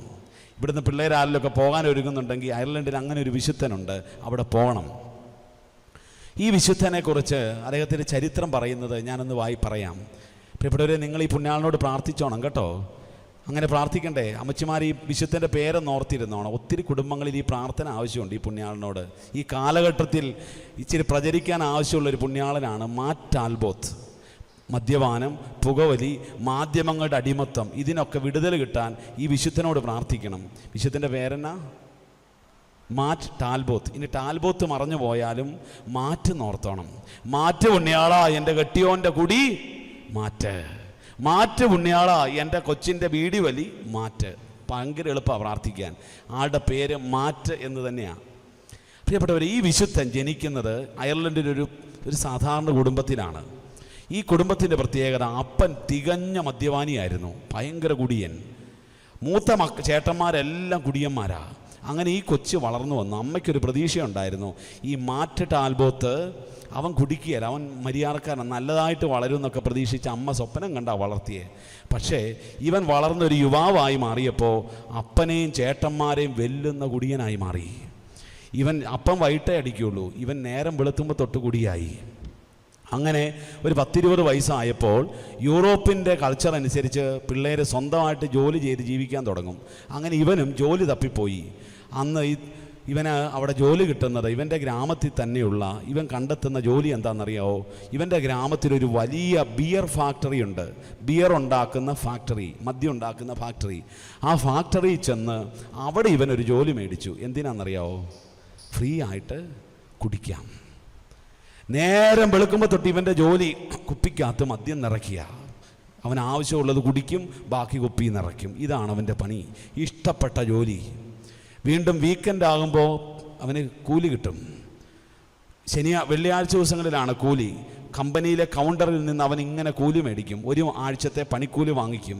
ഈ കൗണ്ടറിൽ നിന്ന് ഇങ്ങനെ വാങ്ങിച്ചിട്ട് ഇപ്പുറത്തൊരു കൗണ്ടറുണ്ട്, ഔട്ട്ലെറ്റ്, മദ്യം വിൽക്കണ ഔട്ട്ലെറ്റ്, അത് ഇതുപോലെ കൊടുക്കും. എന്നിട്ട് വീക്കെൻഡിൽ ഒരു 10-20 കുപ്പി വാങ്ങിച്ച് നെഞ്ചോട് ചേർത്ത് വെച്ച് അവൻ വീട്ടിൽ ചെല്ലും. പിന്നെ അടിയോടടി. തിങ്കളാഴ്ച അവൻ ഉയർത്തെഴുന്നേക്കുള്ളൂ, നേരെ കമ്പനിക്ക് പോവും. ഇങ്ങനെയാണ് അവൻ്റെ ജീവിതം. ആ നാട്ടിലെ ഏറ്റവും മുക്കുടിയനായി ഇവൻ മാറി. പ്രിയപ്പെട്ടവരെ, ഈ മനുഷ്യൻ അയാളുടെ ജീവിതത്തിൻ്റെ മധ്യാഹ്നത്തിൽ മാനസാന്തരപ്പെടുക, കുടി നിർത്തുകയാണ്. ഈ കുടി നിർത്താൻ വേണ്ടി ഇങ്ങനെ ചെയ്ത കാര്യം, 2 കാര്യങ്ങൾ, അത് ഞാൻ നിങ്ങളോടൊന്ന് പങ്കുവയ്ക്കാം. അദ്ദേഹം ചെയ്തത് എന്താണെന്നറിയാവോ? ഒരു ദിവസം അദ്ദേഹം തീരുമാനം എടുത്തു, ഇനി ഞാൻ കുടിക്കില്ല. തീരുമാനം മനസ്സെടുത്തെങ്കിലും ശരീരം എടുത്തില്ല. നേരം വെളുത്തപ്പം മുതൽ കൈവിറയ്ക്കാൻ തുടങ്ങി. കുടിക്കണം കുടിക്കണം എന്നുള്ള ആഗ്രഹം ശരീരം മുഴുവൻ ഇങ്ങനെ പടരുക, സിരകളിലൂടെ പടരുക. മദ്യത്തിൻ്റെ ആസക്തി ഇങ്ങനെ ഇരച്ചു കയറുക, കുടിക്കണം കുടിക്കണം കുടിക്കണം. ഈ മാറ്റം എന്ത് ചെയ്തെന്നറിയാവോ? എല്ലാ അഡിക്ഷൻസും ഇങ്ങനെയാണ് കേട്ടോ. മദ്യത്തിൻ്റെ അഡിക്ഷൻ ആയാലും, മയക്കുമരുന്നിൻ്റെ അഡിക്ഷൻ ആയാലും, പുകവലിയുടെ അഡിക്ഷൻ ആയാലും, മുറുക്കിൻ്റെ അഡിക്ഷൻ ആയാലും, പ്രണയബന്ധത്തിൻ്റെ അഡിക്ഷൻ ആയാലും, ജഡിക പാപങ്ങളുടെ അഡിക്ഷൻ ആയാലും ഇങ്ങനെയാണ്. ഇത് ബാധിച്ചു കഴിഞ്ഞാൽ പിന്നെ കിട്ടാണ്ട് പറ്റിയല്ല, ഇങ്ങനെ വിറകൊള്ളും നമ്മൾ. അത് കിട്ടിയേ തൃപ്തിപ്പെടും. അത് സിരകളിലൂടെ ഇങ്ങനെ ആവേശമായിട്ട് പടരും. ഇതിങ്ങനെ പടർന്നപ്പോൾ ഈ പുണ്യാളൻ ചെയ്തെന്നാന്നറിയാവോ? അദ്ദേഹം നേരെ പള്ളിയിലേക്ക് പോയി. രാവിലെ അങ്ങേറ്റ് കുളിച്ചിട്ട് വിറയ്ക്കുന്ന കൈയായിട്ട് പള്ളിയിൽ പോയി. കുർബാന കണ്ടു. ആദ്യം പള്ളി കയറുന്ന ജീവിതത്തിൽ പോയി കുർബാന കണ്ടു. എന്നിട്ട് ഇവൻ വിറയ്ക്കുന്ന കൈ രണ്ടും കൂട്ടിപ്പിടിച്ചുകൊണ്ട് അച്ഛൻ്റെ അടുത്ത് ചെന്ന് കുർബാന സ്വീകരിച്ചു. കുർബാന സ്വീകരിക്കുന്ന സമയത്ത് മാറ്റിങ്ങനെ പ്രാർത്ഥിച്ചു, കർത്താവേ, എൻ്റെ കൈ കടന്ന് വിറയ്ക്കുക, എൻ്റെ ഉള്ളിൽ നിന്ന് കുടിക്കാനുള്ള ഈ ദാഹം ഇങ്ങനെ ഇരച്ച് കയറുമോ, എനിക്കറിയത്തില്ല പിടിച്ചു നിൽക്കാൻ പറ്റുമോന്ന്. എൻ്റെ ഈശോയെ, നീ എൻ്റെ ശരീരത്തിൽ കയറി എൻ്റെ സിരകളിലൂടെ പടർന്ന് എൻ്റെ ജീവിതത്തിൻ്റെ ഭാഗമാകുമ്പോൾ നാളെ കാലത്ത് ഞാൻ പള്ളി കുർബാനയ്ക്ക് വരുന്നത് വരെ 24 മണിക്കൂർ എൻ്റെ പൊന്നീശോയെ കുടിക്കാണ്ടിരിക്കാൻ നീ എന്നെ ഒന്ന് ശക്തിപ്പെടുത്തണേ. ഇങ്ങനെ അവൻ പ്രാർത്ഥിക്കാൻ തുടങ്ങി. പകല് മുഴുവൻ കുടിക്കാൻ ദാഹമുണ്ട്. ജോലി ചെയ്യുന്നത് അതേ ബിയർ ഫാക്ടറിയിലാണ്. കൺമുമ്പിൽ എപ്പോഴും മദ്യം ഇങ്ങനെ നിറച്ചുകൊണ്ടിരിക്കുക. കുടിക്കാനുള്ള സ്വാതന്ത്ര്യം ഇഷ്ടം പോലെ, ഫ്രീ ആയിട്ട് കുടിക്കാം, അവസരം ഇഷ്ടം പോലെ. ശരീരത്തിൻ്റെ ദാഹം അന്യായമാണ്. പക്ഷെ ഈ മനുഷ്യൻ മരിക്കുവോളം ഒരു തുള്ളി മദ്യം നാവിൽ വെച്ചിട്ടില്ല.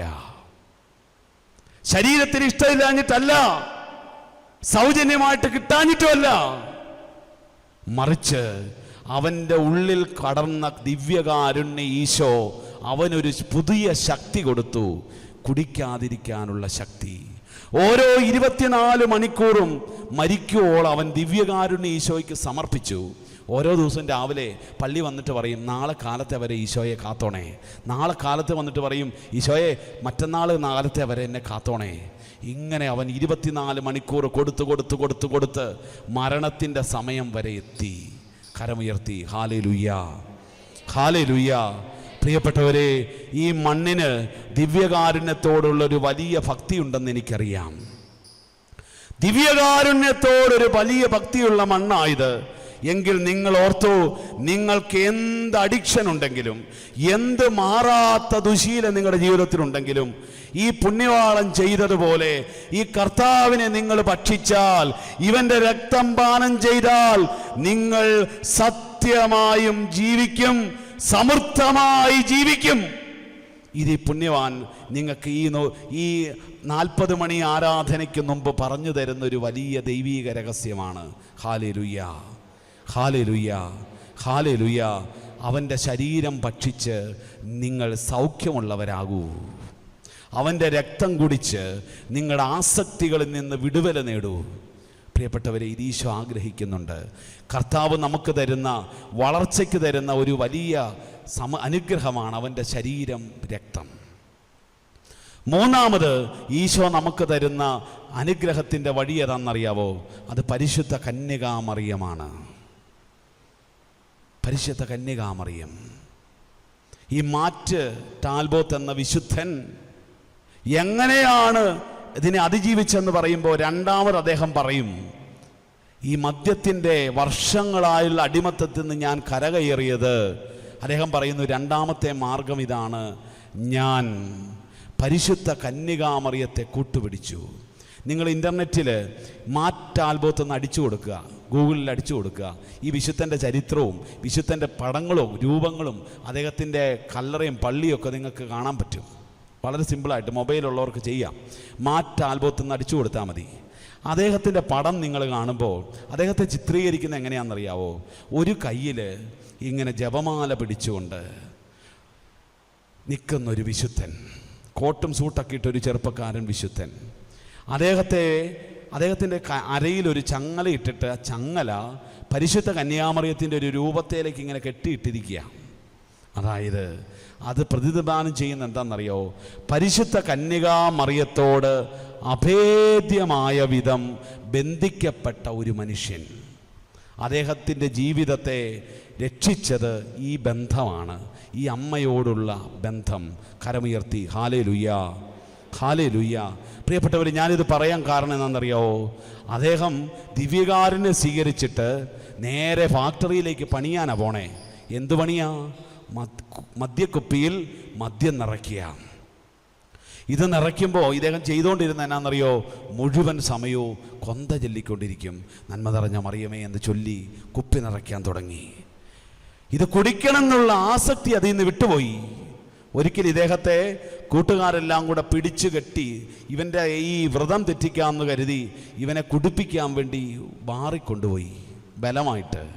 എന്നിട്ട് ആ നാട്ടിൽ കിട്ടാവുന്ന ഏറ്റവും മുന്തിയ ഇനം മദ്യം, ഇവൻ ഒരിക്കലും കുടിച്ചിട്ടില്ലാത്ത, ഇവന് പണ്ട് കുടിക്കുന്ന സമയത്ത് കുടിക്കണമെന്ന് ആഗ്രഹം ഉണ്ടായിരുന്ന ഒരു ബ്രാൻഡ് മദ്യം വാങ്ങിച്ചു. എന്നിട്ട് അവൻ്റെ മുമ്പിൽ അത് ഫുൾ ബോട്ടിൽ വെച്ചു. നീ കുടിച്ചോളാന്ന് പറഞ്ഞു. അവന് ഭയങ്കര ആഗ്രഹം, കുടിക്കണം, എൻ്റെ രുചിയൊന്നറിയണം. എല്ലാവരും പറഞ്ഞു ഈ കുറി അവൻ വീഴൂടാ, അവൻ്റെ പുണ്യമൊക്കെ അപ്പം തീരും. പ്രിയപ്പെട്ടവരെ, നമ്മൾ കാണുന്നത് എന്നാണെന്നറിയാവോ? അവരിങ്ങനെ ഒരു ഗ്ലാസ്സിലേക്ക് വിലയേറിയ മദ്യം ഇങ്ങനെ ഒഴിച്ചു കൊടുത്തു. തൊട്ടപ്പുറേ ഒരു ബോട്ടിൽ സോഡ ഇരിപ്പുണ്ട്. ഈ മനുഷ്യൻ എന്ത് ചെയ്തു എന്നറിയാവോ?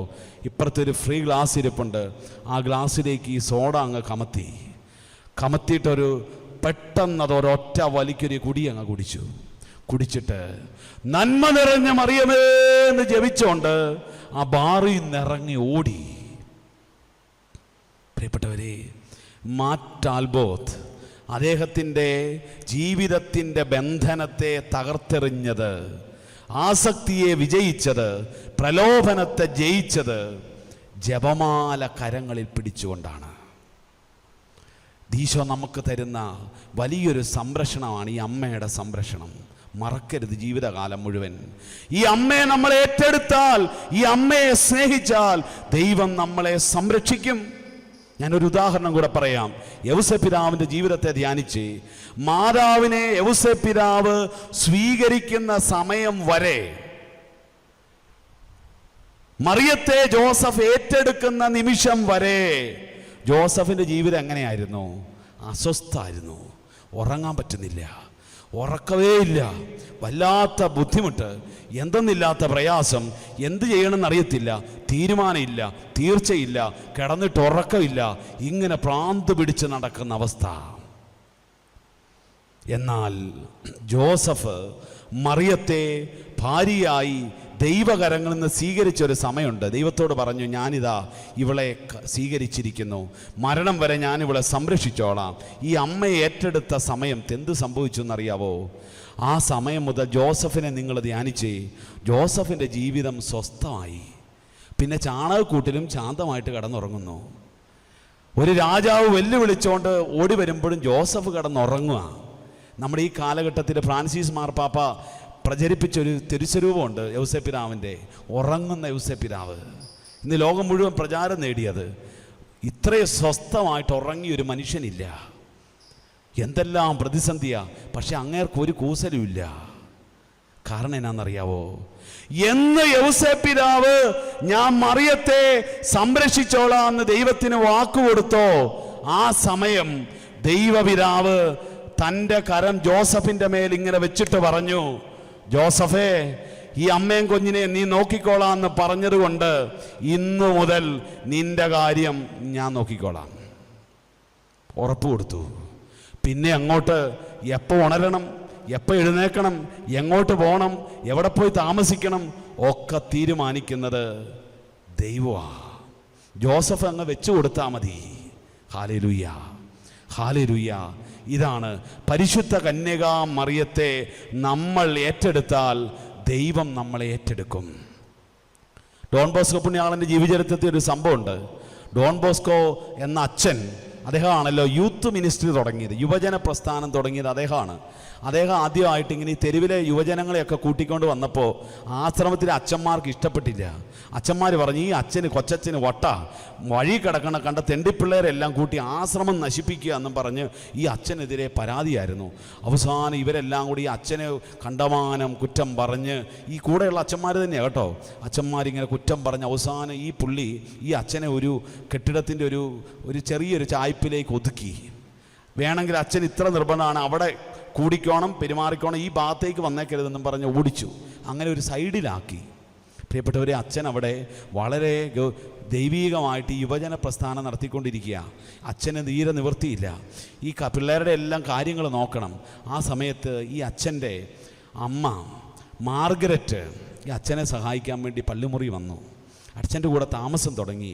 ഈ പിള്ളേർക്ക് അമ്മ ഭക്ഷണം ഉണ്ടാക്കി കൊടുക്കും, അവരുടെ വസ്ത്രം അലക്കി കൊടുക്കും, ഈ പിള്ളേരെ പഠിപ്പിക്കും. ഇങ്ങനെ ഈ അമ്മ, വിശുദ്ധയായ പുണ്യവതിയായ അമ്മ, അച്ഛന് വലിയൊരു ആശ്വാസമായിരുന്നു. അങ്ങനെ ഈ അച്ഛൻ സ്ഥാപിച്ച ഓറട്ടറി യുവജന പ്രസ്ഥാനം അല്പം ഒന്ന് പച്ച പിടിച്ച് ശ്വാസം നേരെ വിട്ടു തുടങ്ങി. അന്നേരമാണ് പൊടുന്നനെ ഡോൺ ബോസ്കോയുടെ അമ്മ മരിച്ചുപോയി. പെട്ടെന്നൊരു ദിവസം ഈ അമ്മയ്ക്ക് അസുഖം വന്ന് പെട്ടെന്ന് അമ്മ അങ്ങ് മരിച്ചു. ഈ അച്ഛന് സഹിക്കാൻ പറ്റുന്നില്ല. അച്ഛൻ്റെ എല്ലാമായിരുന്നു അമ്മ, അച്ഛൻ്റെ പ്രസ്ഥാനത്തിൻ്റെ എല്ലാമായിരുന്നു ഈ അമ്മ. ഇതാ അമ്മ പെട്ടെന്ന് പോയി. അമ്മ മരിച്ച് അമ്മയെ മുറിയിൽ കട്ടിലിൽ വസ്ത്രമൊക്കെ ധരിപ്പിച്ച് ഇങ്ങനെ കിടത്തിയിട്ട് ഈ അച്ഛൻ നേരെ പോകുന്നത് ഈ ഓറട്ടിയുടെ ഒരു കൊച്ചു മുറി ഒരു ചാപ്പലായിട്ട് വെച്ചിട്ടുണ്ട്. ആ ചാപ്പലിലേക്കാണ്. ആ ചാപ്പൽ ചെല്ലുമ്പോൾ ആ ചാപ്പലിൽ വിജയമാതാവിൻ്റെ ഒരു രൂപമുണ്ട്. ഈ സൈഡിലിരിക്കുന്ന മാതാവ് വിജയമാതാവാണ് കേട്ടോ, നിങ്ങൾക്കറിയാവുമെന്ന് എനിക്കറിഞ്ഞുകൂടാ. ആ മാതാവിൻ്റെ പേര് വിജയമാതാവ്, ക്രിസ്ത്യാനികളുടെ അമ്മ എന്നാണ് അമ്മ അറിയപ്പെടുന്നത്. കയ്യിൽ വടിയുമായി ഉണ്ണീശോയെ കൊടുത്തിരിക്കുന്നത്. ഇത് സലേഷ്യൻ മാതാവാണ്.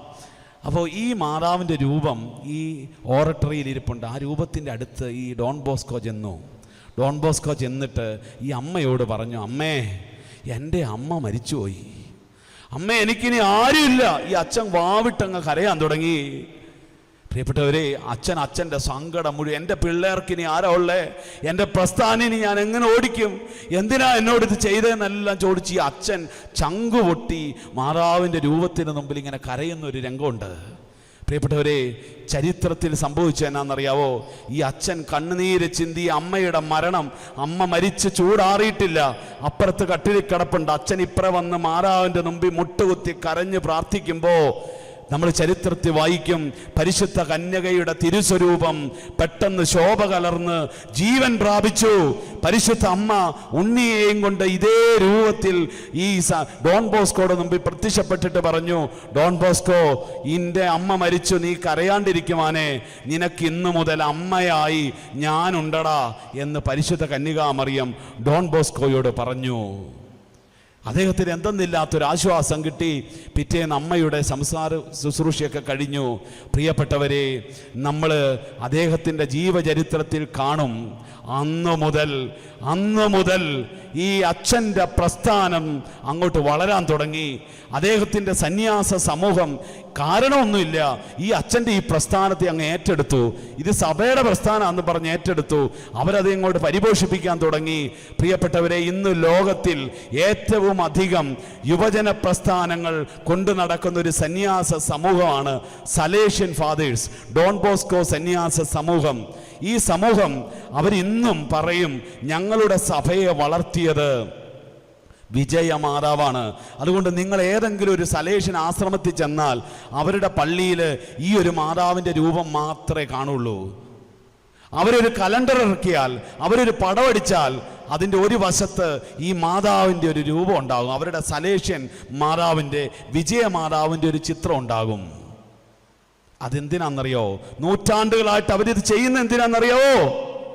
അവർ നൂറ്റാണ്ടുകളായിട്ട് പറയുക, ഞങ്ങളുടെ സന്യാസ സഭ ഇന്ന് നിലനിൽക്കുന്നത് ഈ അമ്മയുടെ അനുഗ്രഹവും സപ്പോർട്ടും കൊണ്ടാണ്.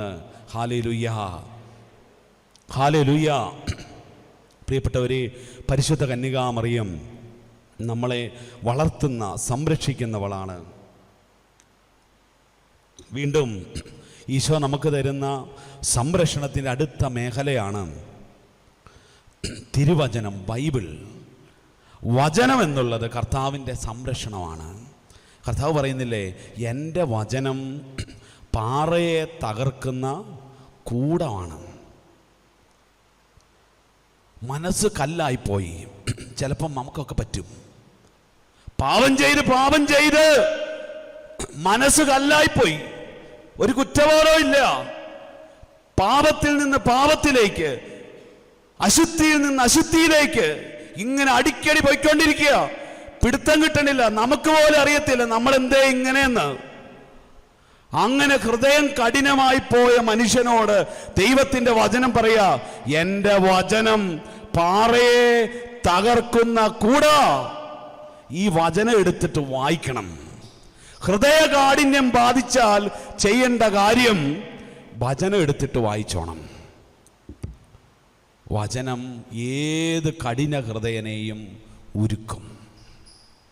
സാവൂള് പൗലോസായത്, പാപിയായ അഗസ്തീനോസ് വിശുദ്ധ അഗസ്തീനോസ് ആയത്, പണ്ഡിതനായ ഫ്രാൻസിസ് സേവ്യർ വിശുദ്ധ ഫ്രാൻസിസ് സേവ്യർ ആയത്, ധനികനായിരുന്ന ഫ്രാൻസിസ് അസീസി വിശുദ്ധ രണ്ടാം ക്രിസ്തുവായി മാറിയത് ഈ വചനം വായിച്ചിട്ടാണ്.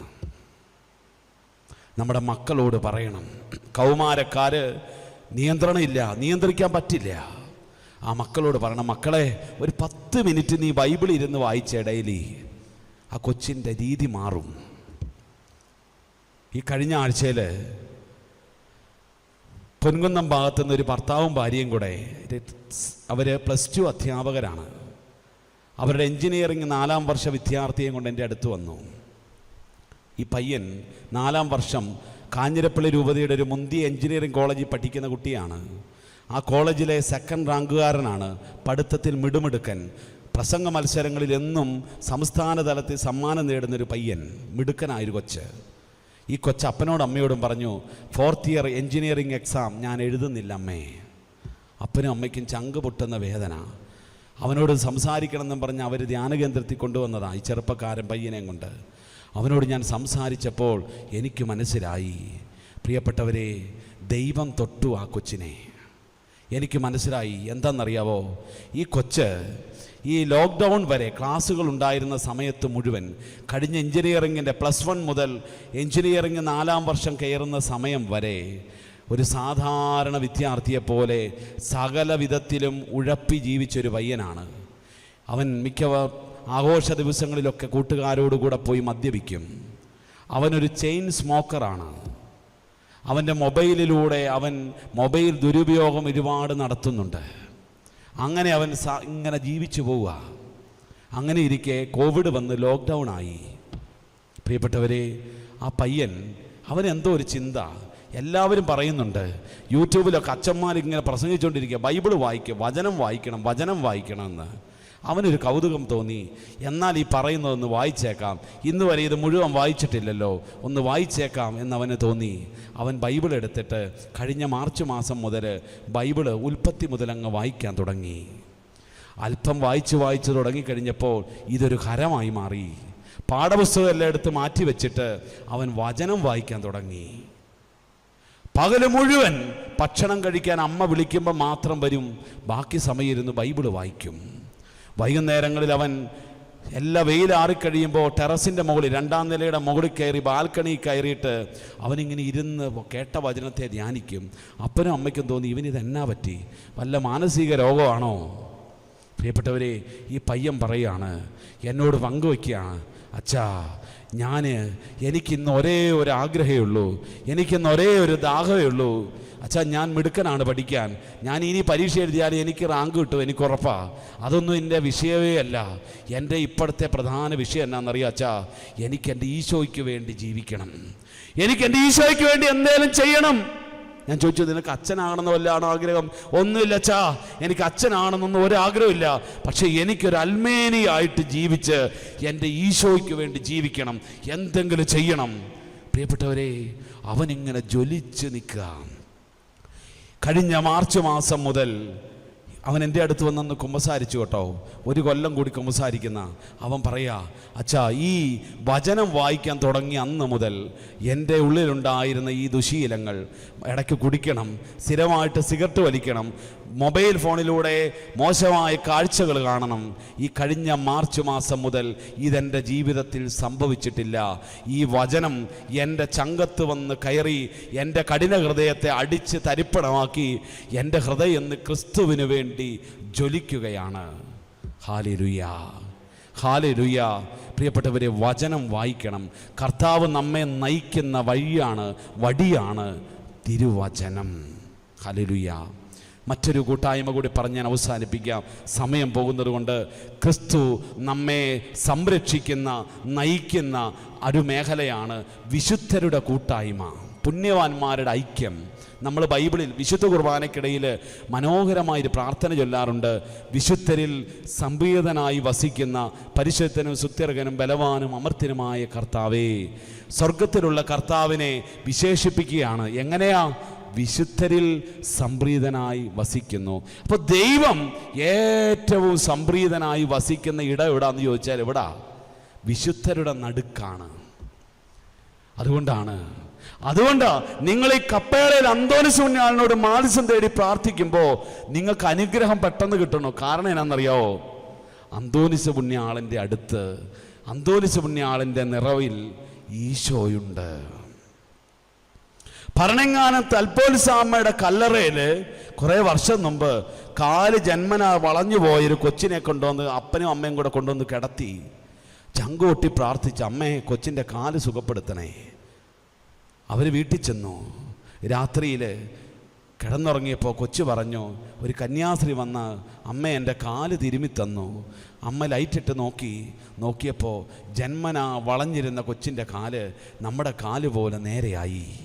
ഇന്ന് ആ കൊച്ച് പാലാ മൈനർ സെമിനാരിയിൽ ഫിലോസഫി വൈദിക വിദ്യാർത്ഥിയായി പഠിച്ചുകൊണ്ടിരിക്കുക. വിശുദ്ധരിൽ അൽഫോൻസാമ്മയുടെ കല്ലറയിൽ ആരാ ഉള്ളേ? ഈശോ ഉണ്ട്.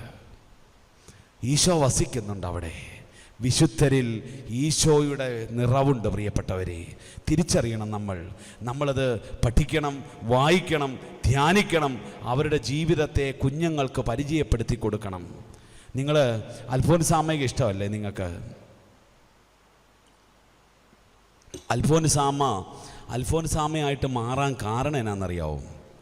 അൽഫോൻസാമ്മ കുഞ്ഞതായിരുന്ന സമയത്ത് കൊടമാളുപ്പള്ളി പെരുന്നാൾ കഴിഞ്ഞപ്പോൾ വല്യമ്മ അൽഫോൻസാമ്മയ്ക്ക് വലിയൊരു തടിയൻ പുസ്തകം വാങ്ങിച്ചു കൊടുത്തു. പുസ്തകത്തിൻ്റെ പേര് നവമാലിക. കഥ ആരെഴുതിയതാണ്? കൊച്ചു ത്രേസ്യായുടെ ആത്മകഥ നവമാലിക. ഈ പെങ്കൊച്ച് അന്നക്കുട്ടി ഈ പുസ്തകവുമായിട്ട് ഓടി. അന്നൊക്കെ കൊച്ചുങ്ങൾക്ക് നമുക്ക് മൊബൈലൊന്നും ഇല്ലല്ലോ, പുസ്തകമാണ് പിള്ളേരുടെ ഹോബി. അപ്പോൾ ഈ പുസ്തകമായിട്ട് അന്നക്കുട്ടി വീട്ടിലേക്ക് പോയി. പള്ളിക്കൂടം അടച്ചു, വേനലവധിയായി. അന്നക്കുട്ടി ഈ പുസ്തകമായിട്ട് പോയി ഉച്ചയൂണൊക്കെ കഴിയുമ്പോൾ പാത്രം എല്ലാം കഴുകി വെടുപ്പാക്കി വെച്ചിട്ട് പേരമ്മയോട് പറഞ്ഞിട്ട് അന്നക്കുട്ടി കിണറിനരികിലുള്ളൊരു വാഴച്ചോട്ടി പോയി തണലത്തിരിക്കും. എന്നിട്ട് ഈ നവമാലികയുടെ പുസ്തകം എടുത്താൽ കൊച്ചുത്രേസ്യായുടെ ജീവകഥ ഇങ്ങനെ വായിക്കും. ഇത് വായിച്ചുകൊണ്ടിരിക്കുമ്പോൾ അന്നക്കുട്ടിയുടെ മനസ്സിലൊരാഗ്രഹം, എനിക്കിതുപോലൊരു കന്യാസ്ത്രീയാകണം, എനിക്കിതുപോലൊരു വിശുദ്ധയാകണം. പ്രിയപ്പെട്ടവരെ, അങ്ങനെ ഒരു നാൾ അന്നക്കുട്ടി നവമാലിക വായിച്ചുകൊണ്ടിരുന്ന സമയത്ത് തൊട്ടു മുമ്പിലതാ അതീവ ശോഭയോടെ ഒരു കന്യാസ്ത്രീ നിൽക്കുന്നു. ഒരു കയ്യിൽ കുരിശും നിറച്ച റോസപുഷ്പങ്ങളുമായി ഒരു കന്യാസ്ത്രീ നിൽക്കുന്നു. വലിയ ശോഭയുള്ള വലിയ സുന്ദരിയായൊരു കന്യാസ്ത്രീ വന്ന് നിൽക്കുന്നു. അന്നക്കുട്ടി പെട്ടെന്ന് നോക്കിയപ്പോൾ അന്നക്കുട്ടി ആ മുഖത്തേക്ക് നോക്കി, പുസ്തകത്തിൻ്റെ പുറംചട്ടയിലേക്ക് നോക്കി. പുസ്തകത്തിൻ്റെ പുറംചട്ടയിൽ ചിത്രീകരിച്ചിരിക്കുന്ന കൊച്ചു ത്രേസ്യ ഇതാ അവളുടെ മുമ്പിൽ പ്രത്യക്ഷപ്പെട്ട് നിൽക്കുന്നു. പ്രിയപ്പെട്ടവരെ, കൊച്ചു ത്രേസ്യ അന്നക്കുട്ടിയോട് പറഞ്ഞു, അന്നക്കുട്ടി നീ ഒരു കന്യാസ്ത്രീ ആകണം കേട്ടോ. അതിനുശേഷം ആ ദൃശ്യം മറഞ്ഞു. അന്ന് അന്നക്കുട്ടി മനസ്സിൽ കുറിച്ചിട്ടു, ഞാൻ കൊച്ചു ത്രേസ്യയെപ്പോലെ ഒരു കന്യാസ്ത്രീ ആകും. പ്രിയപ്പെട്ടവരെ, അൽഫോൻസാമ്മയാകാൻ അന്നക്കുട്ടി തീരുമാനിച്ചത് ഈ കൊച്ചു ത്രേസ്യയുടെ പുസ്തകം വായിച്ചിട്ടാണ്. പ്രിയപ്പെട്ടവരെ, കൊച്ചു ത്രേസ്യായും അന്നക്കുട്ടിയും തമ്മിൽ ഭയങ്കര സാമ്യം, അൽഫോൻസാമ്മയും തമ്മിൽ വലിയ സാമ്യമുണ്ട്. രണ്ടുപേരുടെ അമ്മമാർ ചെറുപ്പത്തിൽ മരിച്ചുപോയി. രണ്ടുപേരും വളരെ ചെറുപ്പത്തിൽ തന്നെ മടത്തി ചേർന്നു. രണ്ടുപേരും മടത്തി ചേരാൻ ഒത്തിരി സ്ട്രഗിൾ എടുത്തു. കൊച്ചു ത്രേസ്യ മാർപ്പാപ്പയെ കണ്ടിട്ടാണ് പെർമിഷൻ എടുത്തേ. അൽഫോൻസാമ്മ തീ ചാടിയിട്ടാണ് പെർമിഷൻ മേടിച്ചേ. അങ്ങനെ ഒത്തിരി യാതന സഹിച്ച മടത്തി ചേരുന്നേ. രണ്ടുപേരും മടത്തി ചെന്ന ശേഷം ഭയങ്കര രോഗപീഠകളായി. രണ്ടുപേർക്കും ക്ഷയമായിരുന്നു. രണ്ടുപേരും ചെറുപ്പത്തിൽ തന്നെ മരിച്ചു. രണ്ടുപേരും മരിക്കുമ്പോൾ ഇവരെ പരിഗണിക്കാൻ അടക്കാൻ ആരുമില്ല. രണ്ടുപേരും മരിച്ചു കഴിഞ്ഞ് ഏതാനും നാൾ കഴിഞ്ഞപ്പോൾ ഇവർ വളരെ ലോകത്തോളം ഫേമസ് ആയി മാറി. അങ്ങനെ കൊച്ചു ത്രേസ്യയെ വായിച്ച് അന്നക്കുട്ടി ഈ നമ്മുടെ നാട്ടിൽ മറ്റൊരു കൊച്ചു ത്രേസ്യയായി മാറി. ആ കന്യക മരിച്ചപ്പോൾ പറഞ്ഞ ചരമപ്രസംഗത്തിൽ പോലും ഉണ്ട്, ഈ ഭരണജ്ഞാനം ഭാവിയിലെ ലിസ്യു ആകും. ആ അച്ഛൻ അന്ന് അങ്ങനെ പ്രസംഗിച്ചത് എന്തുകൊണ്ടാണ്? ദൈവം വായിക്കൊടുത്തതാ. പ്രിയപ്പെട്ടവരെ, ഇവരുടെ ജീവിതത്തിനൊരു സാമ്യമുണ്ട്. നമ്മുടെ കുഞ്ഞുങ്ങളെയൊക്കെ വിശുദ്ധരെ പറഞ്ഞു പഠിപ്പിക്കണം, വായിപ്പിക്കണം, പുസ്തകം മേടിച്ചു കൊടുക്കണം. പുസ്തകം വായിക്കാൻ മടിയുള്ള പിള്ളേർക്ക് ഇഷ്ടം പോലെ സിനിമകളുണ്ട് വിശുദ്ധരുടെ, അതൊക്കെ കാണിച്ചു കൊടുക്കണം. പിള്ളേർ വായിച്ച് പഠിക്കട്ടെ. ഈ കാലഘട്ടത്തിൽ ഒരു വിശുദ്ധനുണ്ടല്ലോ, കാർലോ അക്യൂട്ടസ് എന്ന് പറയുന്നൊരു കൊച്ചു വിശുദ്ധൻ, 15 വയസ്സേ ജീവിച്ചുള്ളൂ. ആ ബാലൻ ഇന്ന് കത്തോലിക്ക സഭയിലൊരു വിശുദ്ധനാണ്. നമ്മുടെ പിള്ളേർ പഠിക്കട്ടെ. ഇൻ്റർനെറ്റും മൊബൈലും കമ്പ്യൂട്ടറും കൊണ്ട് വിശുദ്ധി പ്രാപിച്ച ഒരു പുണ്യാളനാ കാർലോ അക്യൂട്ടസ്. നമ്മുടെ കുഞ്ഞുങ്ങളെ പരിശീലിപ്പിക്കണം. നമ്മുടെ കുഞ്ഞുങ്ങൾ മൊബൈൽ ഉപയോഗിക്കുമ്പോൾ, ഇൻ്റർനെറ്റ് ഉപയോഗിക്കുമ്പോൾ നല്ല കാര്യത്തിന് ഈശോയ്ക്ക് വേണ്ടി ഉപയോഗിക്കാൻ പഠിപ്പിക്കണം. ഇത് കർത്താവ് തരുന്ന സംരക്ഷണ, വിശുദ്ധരുടെ സംരക്ഷണം. ആ സംരക്ഷണയിൽ നമുക്ക് വളരാൻ പ്രിയപ്പെട്ടവരെ. ഞാൻ അവസാനിപ്പിക്കുകയാണ്, നിർത്തുകയാണ്. കർത്താവ് നമ്മളെ നയിക്കുന്ന ഈ വടി മറക്കരുത്. കൃപയുടെ വടി അതൊരു ഭാഗത്തുണ്ട്, പക്ഷേ സഭയാകുന്ന ഈ അനുഗ്രഹത്തിൻ്റെ വടി മറക്കരുത്. സഭയെ മറക്കരുത്, ദിവ്യകാരുണ്യത്തെ മറക്കരുത്, അമ്മേനെ മറക്കരുത്, ഈശോയുടെ വചനത്തെ മറക്കരുത്, വിശുദ്ധരുടെ കൂട്ടായ്മയെ മറക്കരുത്. ഇതിനോട് ചേർന്ന് നിന്നാൽ, ആ വടിയോട് ചേർന്ന് നിന്നാൽ നമ്മൾ എന്നും സുരക്ഷിതരായിരിക്കും.